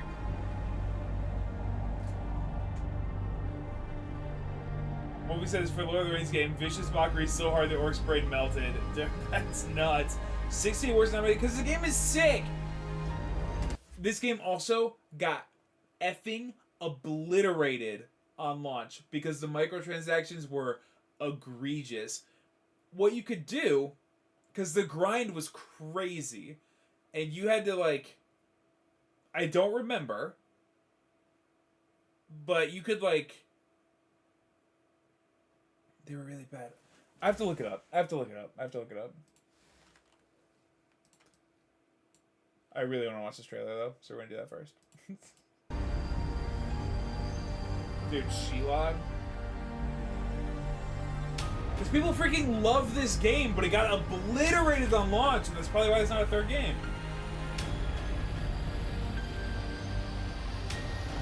Look at those scores.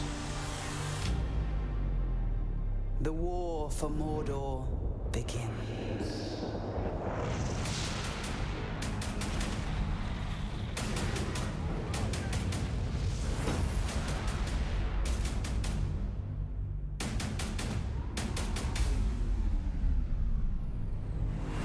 So sick.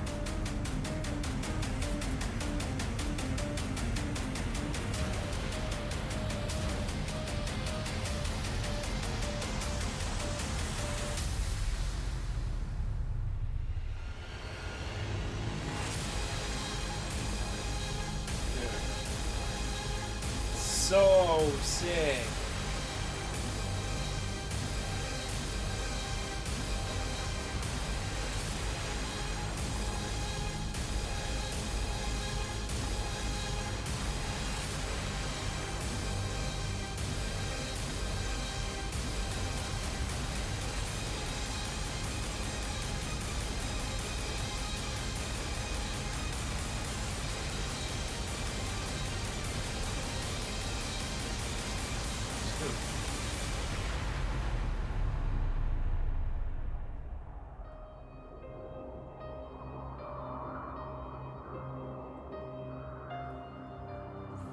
Oh my god, dude. That is a good trailer. Holy. I don't know what this app is.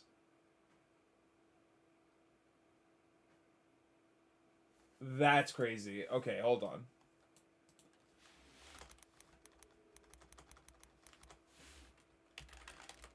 So, the microtransactions were terrible. They have all been patched out. Oh, there were loot boxes, of course. Yes, everything has been patched out. That's what was crazy. Dude, this game is so good. However, I am a snob, and if a game these days, if a game runs at 30 frames, I'm not touching it. So, I mean, it depends on what it is, but like I'm playing a PS3. This game runs at like 12 frames. This Star Wars game sucks. But like this game is on PS5 right now, and there is no 60 frames update, which is crazy to me.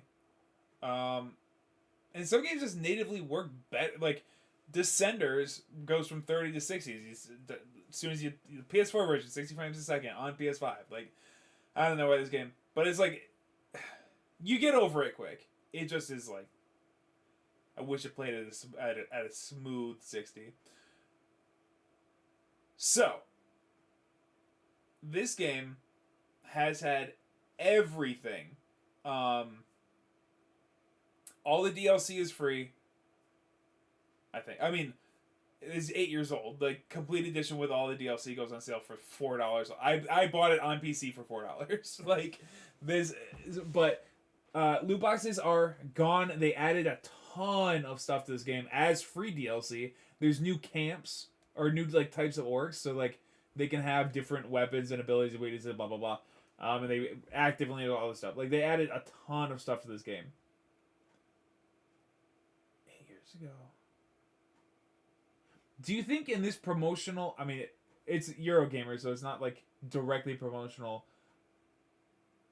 of the game. I tried Shadow of War again without loot boxes, and it's incredible.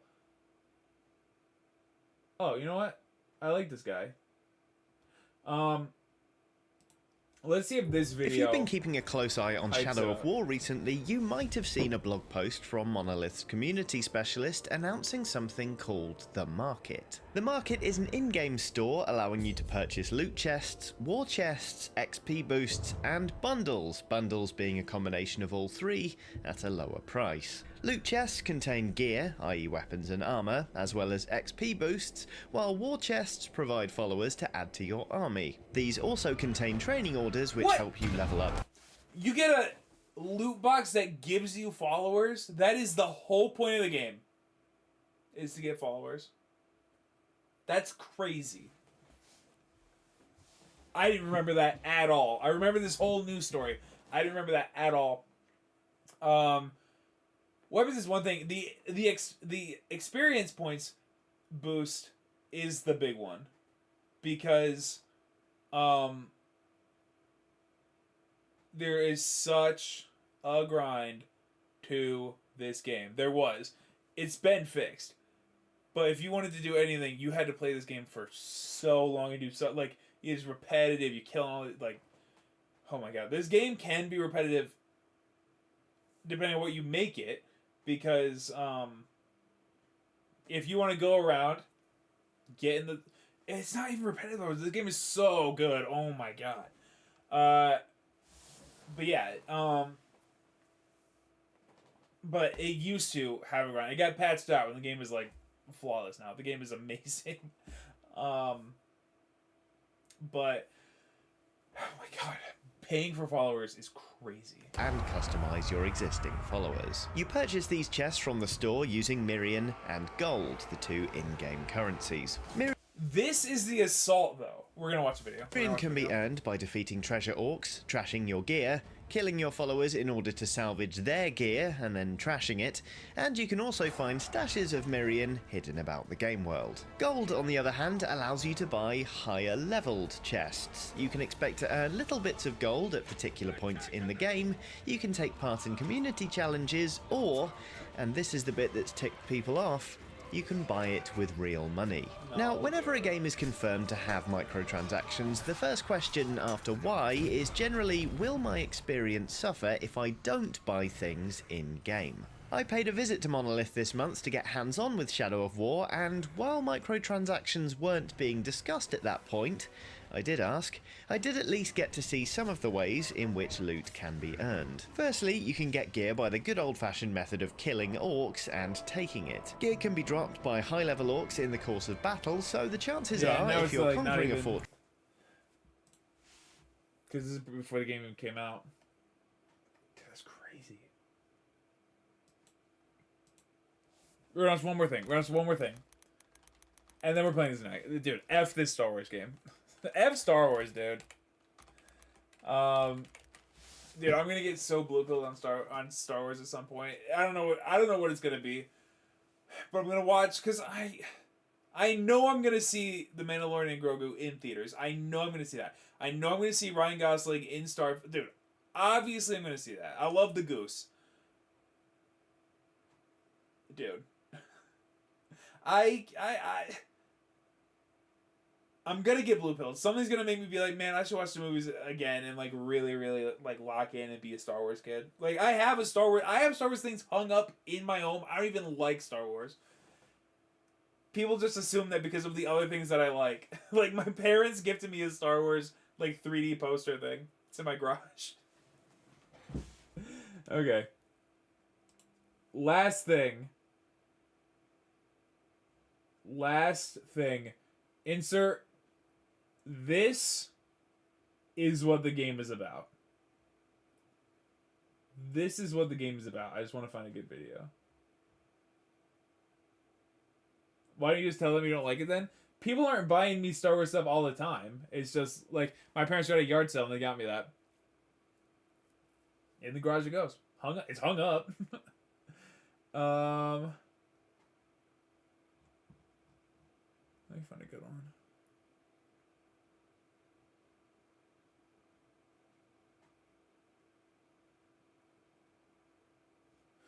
So,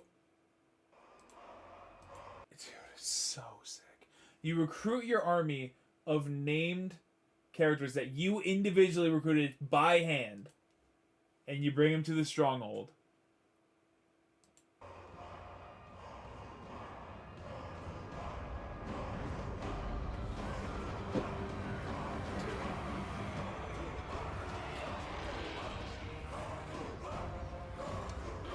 Troy Baker plays the main character, by the way.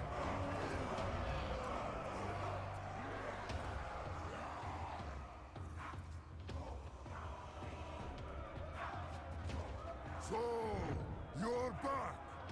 Not much has changed around here.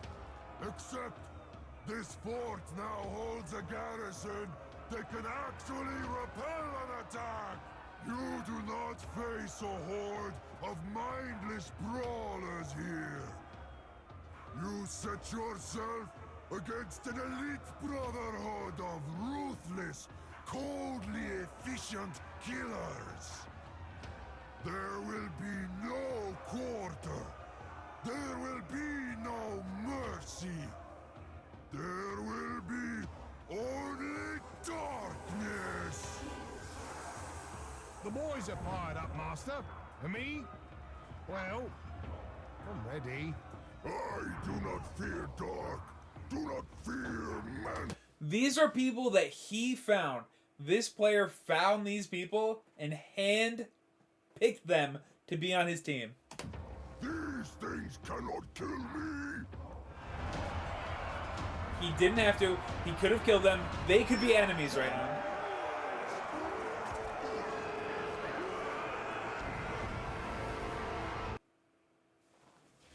We gotta watch the actual thing. Dude. So, not all of them. A bunch of them. Like these guys here that look the same. Like, these are kind of the nameless drones, right? These are the ones... Like, you recruit a named guy, and they have a small following of, like, their little bodyguards and stuff. So you get a bunch of the, nameless ones that, aren't as important for every one of these guys that you get. And me? Well, But like he handpicked it. This guy could be an enemy right now. This guy could be in this tower. This guy could be dead. This guy could be shamed to level 1, melted his brain. This guy could be anything right now.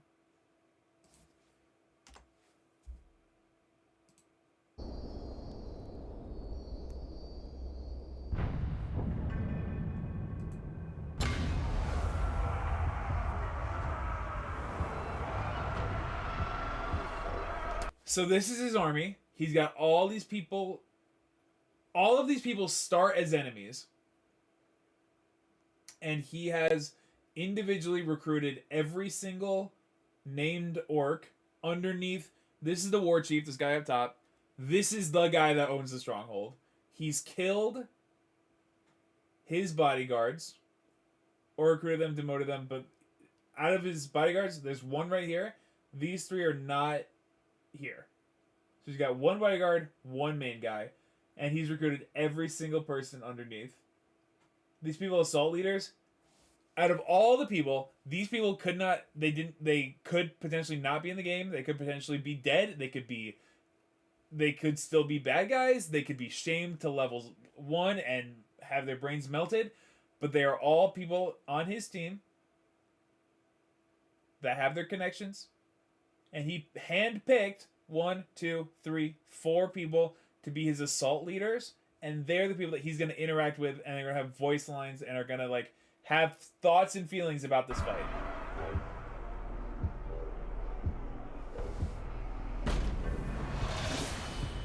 He's changed it. He wants that guy to be the assault leader. Yeah, the big guy. Oh, he's changing them all.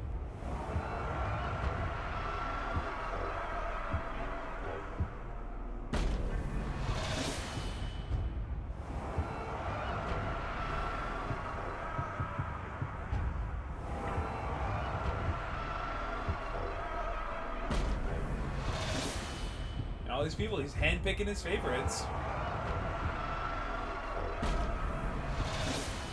Right there.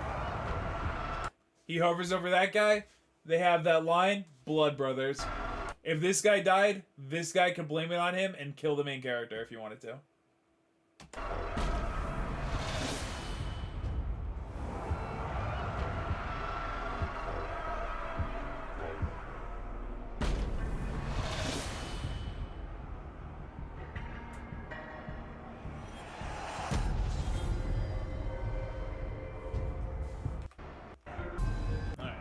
All right.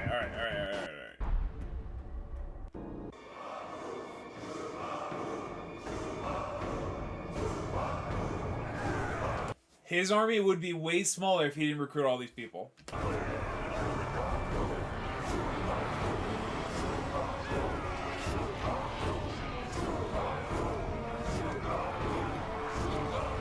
Bring the whole army to the front door.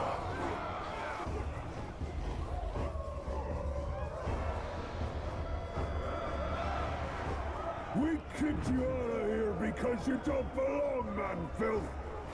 Now we'll show you where you do belong. Beneath my heel.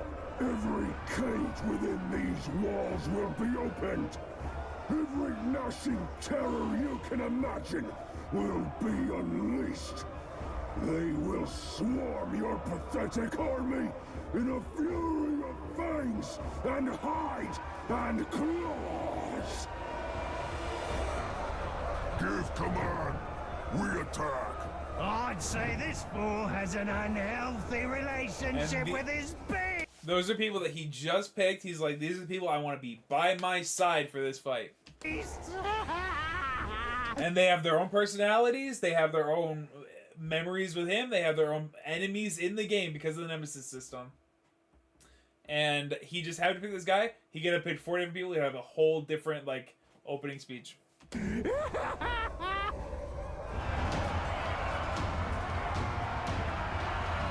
And what was that guy's name? What's the big guy's name? I'll show you where you do belong. Feral Tracker, right? So he's got to do with animals. He's like an animal guy, right? And because of that, this guy. Healthy relationship with his So he got unhealthy. He says he's piping his pets, dude. just because of who was in this fight.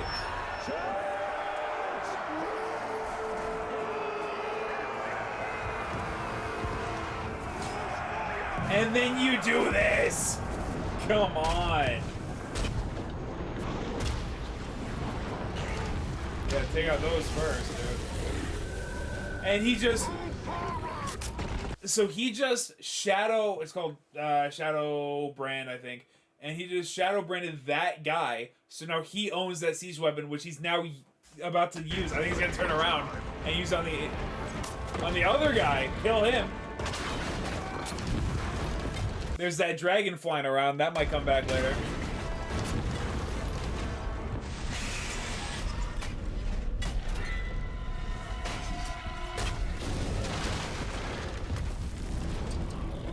Yeah, that guy's broken. Shadow Brand him.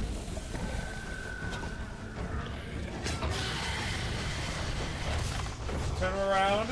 Bomb the inside. That guy, level 57, right? That's so embarrassing that you just saw me miss the space by that many times.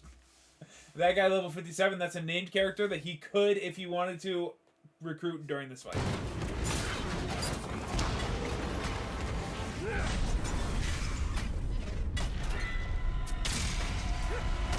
That's his dragon. He owns that dragon. It's got a blue crown. There is one in play that he doesn't own, though. Shadow Strike, that's what it's called. Those are the beasts. Those are the Morgai flies. He shot that down. Those are gonna drive everybody inside the arena crazy. That guy can't be shot, so now he's like, okay, what do I do? His army has now broken the front door, so everyone's inside. He got his archers up on top. He's taken the gate. Oh, they're climbing over. He hasn't taken the gate yet, actually. How's he getting inside?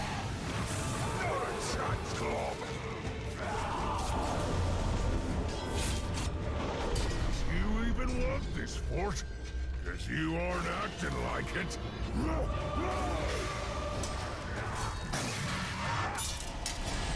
Immediate execution. He's not even going to try to brand him. Or is he?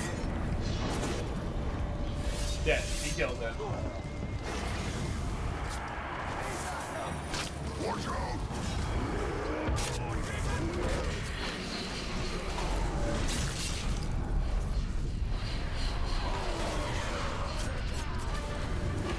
Yeah, catch this little outpost right here. Got that. That should allow more of his people to get right into the front door. And now he's got that red. He's got to catch that next thing, but he's got that red. That's one of people. That's one of his people. Is like at death's door, so he's got to go try to recruit or try to revive them. But all this, ally has fallen dead. He's losing his people.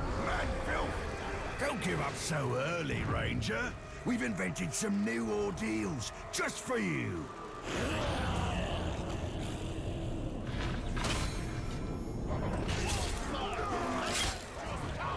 Dude. What a kill.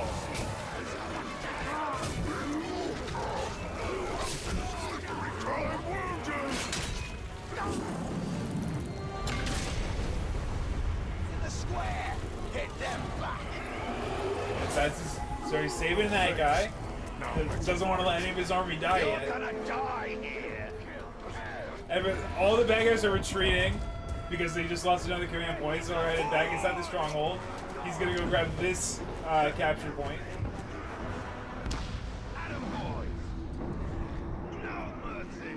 But he's got that guy puppy guarding, so he's got to figure out what to do with him. Best attack in the game. Reached my outer defenses. This is nothing. We are all keepers of the dark flame here, and we will burn out So your this was worthless army the and War Chief's purify one these remaining grounds of bodyguard. your filth.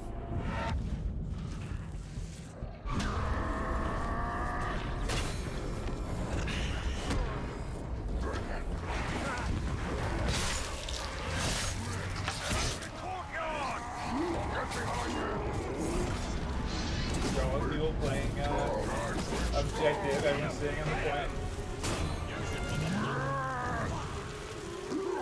Okay, Bestial Frenzy. This guy, because he's surrounded by those Morgai flies, the Hornets, right? They put him into a frenzy. He now is going to be way more aggressive, and I think it makes him slightly stronger and have more health. Which, if you can gain the intel, you can know that, so you can avoid doing that to that specific guy. But I didn't even see him do anything with the flies. So in this massive battle, one of his followers, maybe it wasn't even his follower, could have been anybody. Anybody could have at any point interacted with the Morgai flies nest. Enraging this guy was going to make his fight a lot harder.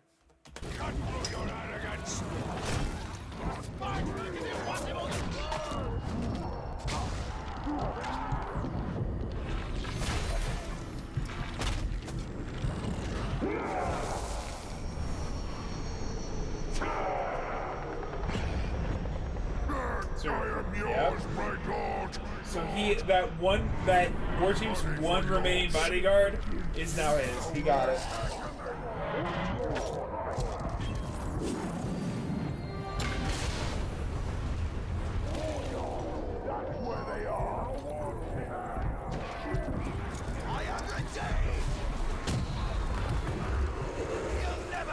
That right there. So he's got the screen's flashing red. He's got low health. So what he's doing, that's a random bad guy. He's about to suck his brain.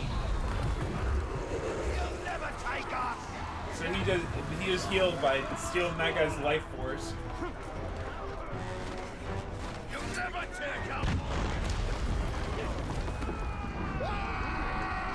Right in the center of the arena.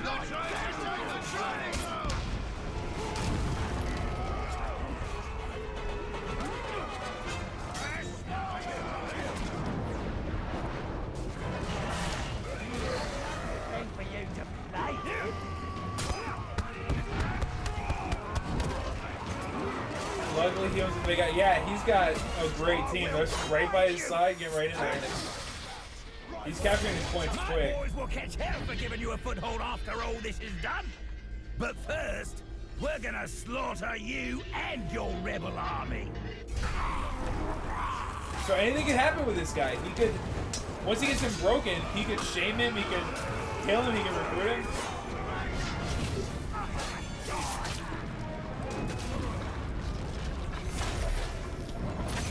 Don't let him out of the training grounds alive.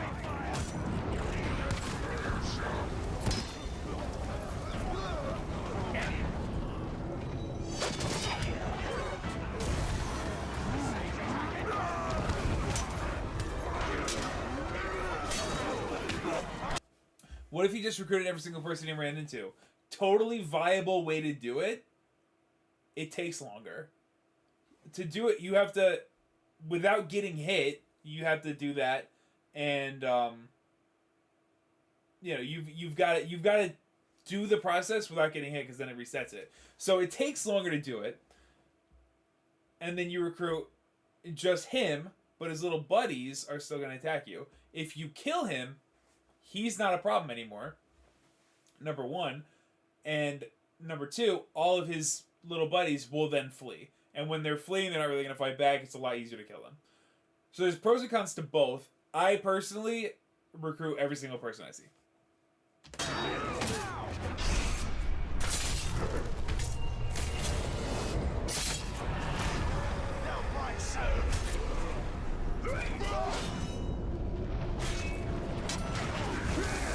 Alright, is he gonna recruit this guy? Let's see.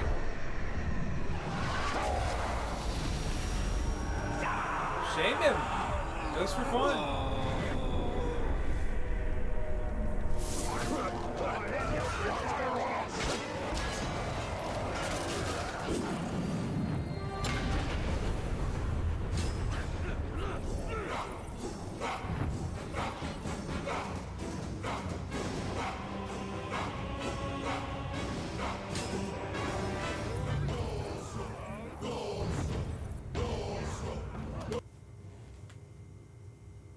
What's the point in shaming rather than killing in a big battle like this?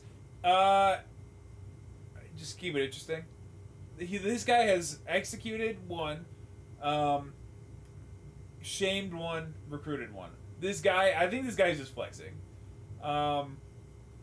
Shaming rather than killing in a big battle like this? I don't know. I think it's just a flex. Because you have the same options no matter what you're doing. But yeah, that's what I was just about to mention. Saying the high-ranking ones, you can hear in the background, these orcs are chanting that guy's name because he's higher rank.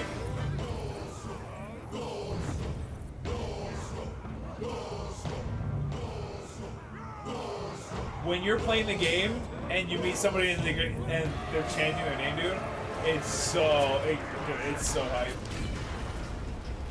Have to go through gate. Wall must ride.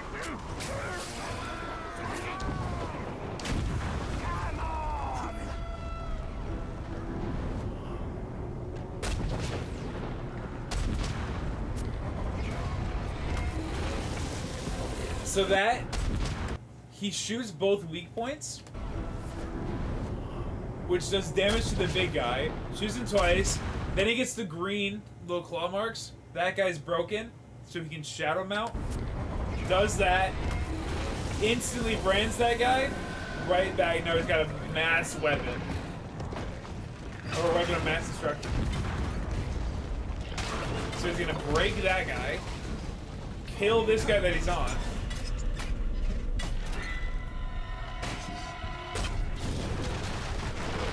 The reason to kill him is because if you're not actively on him shooting, he's not gonna do anything.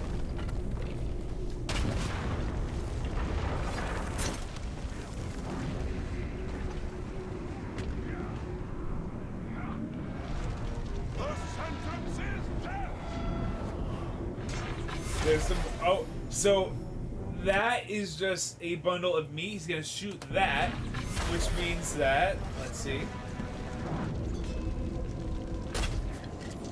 Oh, I was waiting for that guy. I was waiting for the dragon. And he's broken. Is he gonna possess that? Yep. And there you go.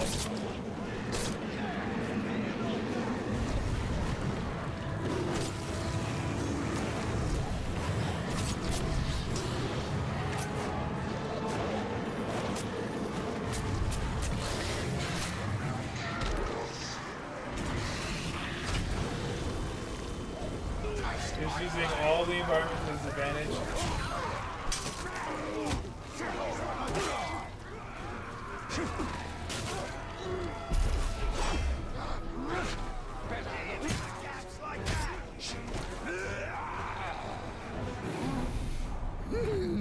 Norsco, there he is. You know what's good for you. Look out! Look out!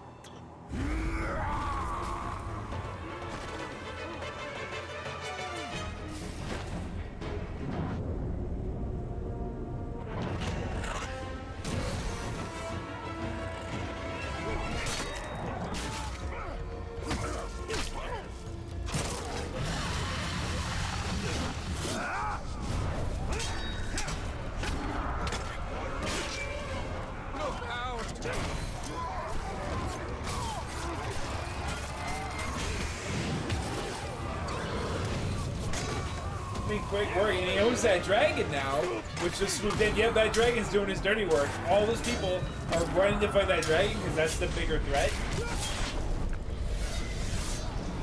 And while they do that, everyone's looking at a dragon. He's got that guy. Now he can take the capture point, or he can capture the. He can capture the objective.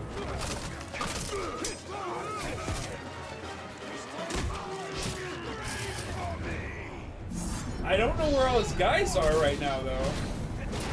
Because he's kind of got to do all this part by himself.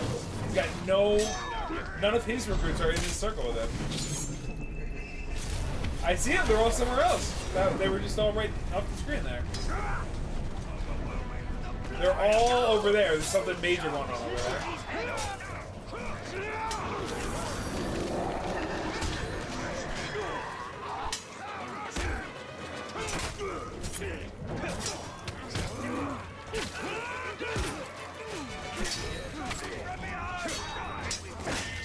Just an easy counter there.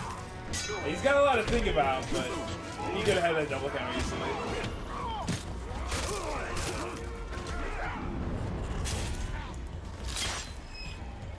The shield guys are tough, and that's all he's got left. They're hard.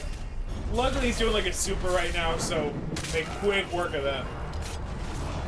He still doesn't have any recruits here helping him capture them. He's able to capture the other ones so much faster because he had help.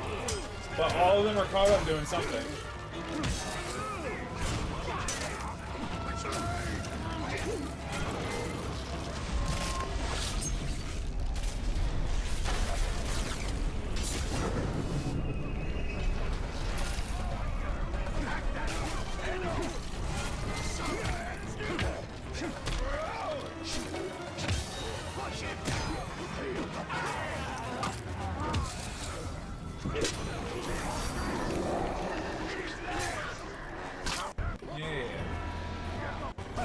Get the other one.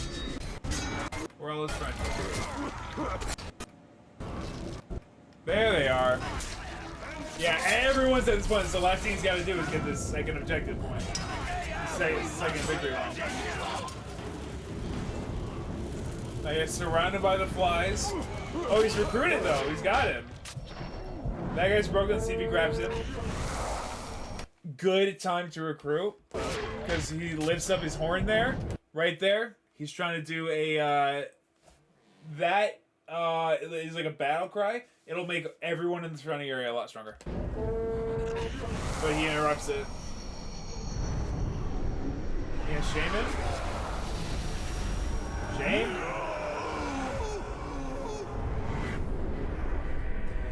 It still gets rid of them. I don't know why he, well, he didn't really have the option there. He didn't have the option to execute. Yeah. So there's no execute option. He's too right there. X would be the recruit. He's too powerful to recruit. So he could shame him or fight to the death. Shame is gonna reduce his level so you can recruit him next time and kick him out of the fight. Fight to the death. He still has to continue the battle as it goes. Nothing is gonna change. That guy's gonna stand up and they're gonna keep fighting. The best thing to do. Shame. Get rid of him. You'll still have to deal with him in the future because that guy's still alive, but he'll be lower level and he's not a threat for this stronghold anymore. He's such low health though, he's gotta find a place to heal. And he just took another easy hit. But he's gonna drain right in the open, okay.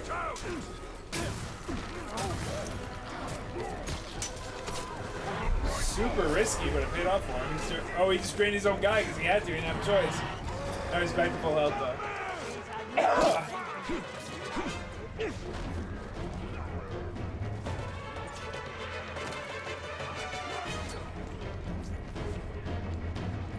He's gotta get in that victory point though if he wants to recruit it. Now he's in there. He's healing up his guys. Oh, he hasn't even started capturing yet. Oh, he got it. Enter the keep and confront the Overlord. Very last thing he's gotta do. Make sure he's fully healed. Oh, I see. So he captures this, everybody surrenders, like, you got us. So he's gonna go, drain them. He's got full health, but that blue bar is for all of his magic that he's been doing. So he's gonna go get his free, if he was low health, it'd be free healed. But right now he's gonna go with his free magic.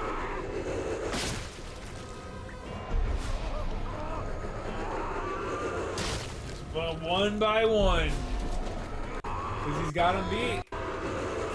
He's gonna be fully healed. There's all those people ready to get going. Everyone cheering him on because they won the battle.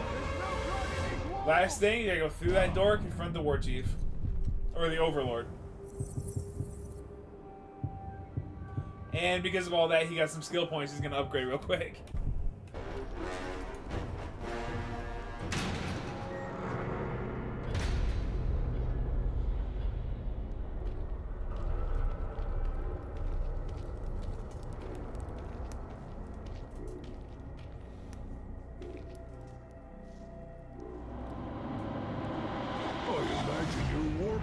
Didn't include me, eh? No point in rushing this fortress. when it means your certain doom.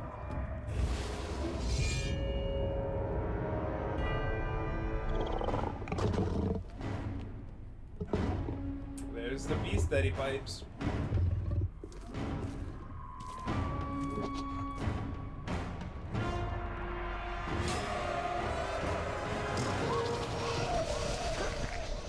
He's got a beast of his own. Here we go. He already killed his Caragors with that. He already killed his Caragor.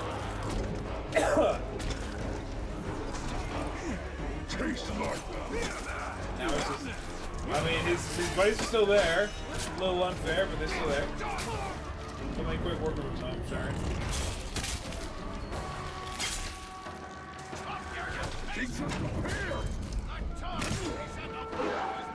Oh, good dodge.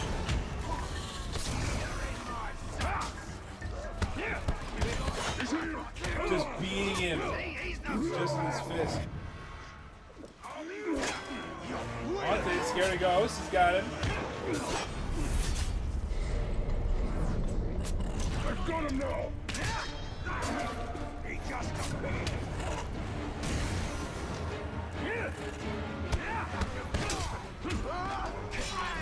He's here. He won't slip away.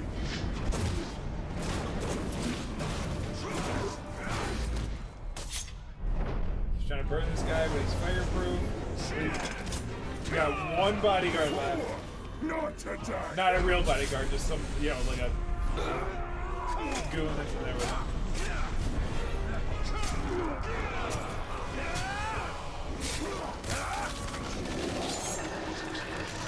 That's it. He's got him. If these walls could talk, they'd curse you too.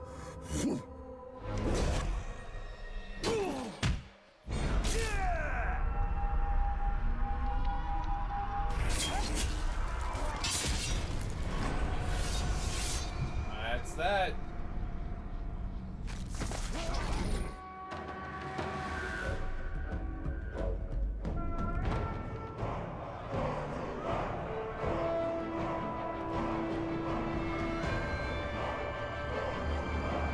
In war, there are no losses, no setbacks, only opportunities, only new chances to strike against our opponents, who show us that they cannot stand against the fury of our onslaught! Got it.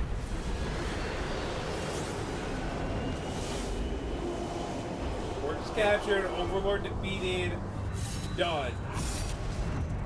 Whole region is his.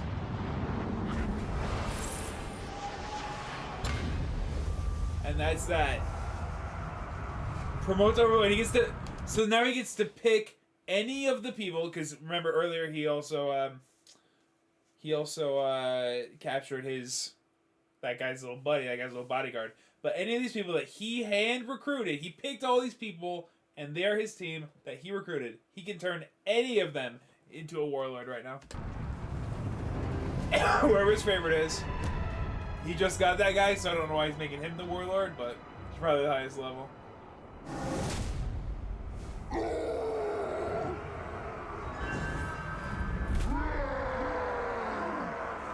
But you could, so War Chief, right? So Overlord got upgraded. 2 of that guy's guys got put up to be his personal bodyguards. Those are the War Chiefs. So Overlord, 2 of his own guys, War Chiefs, and he's still got all the rest of his own guys.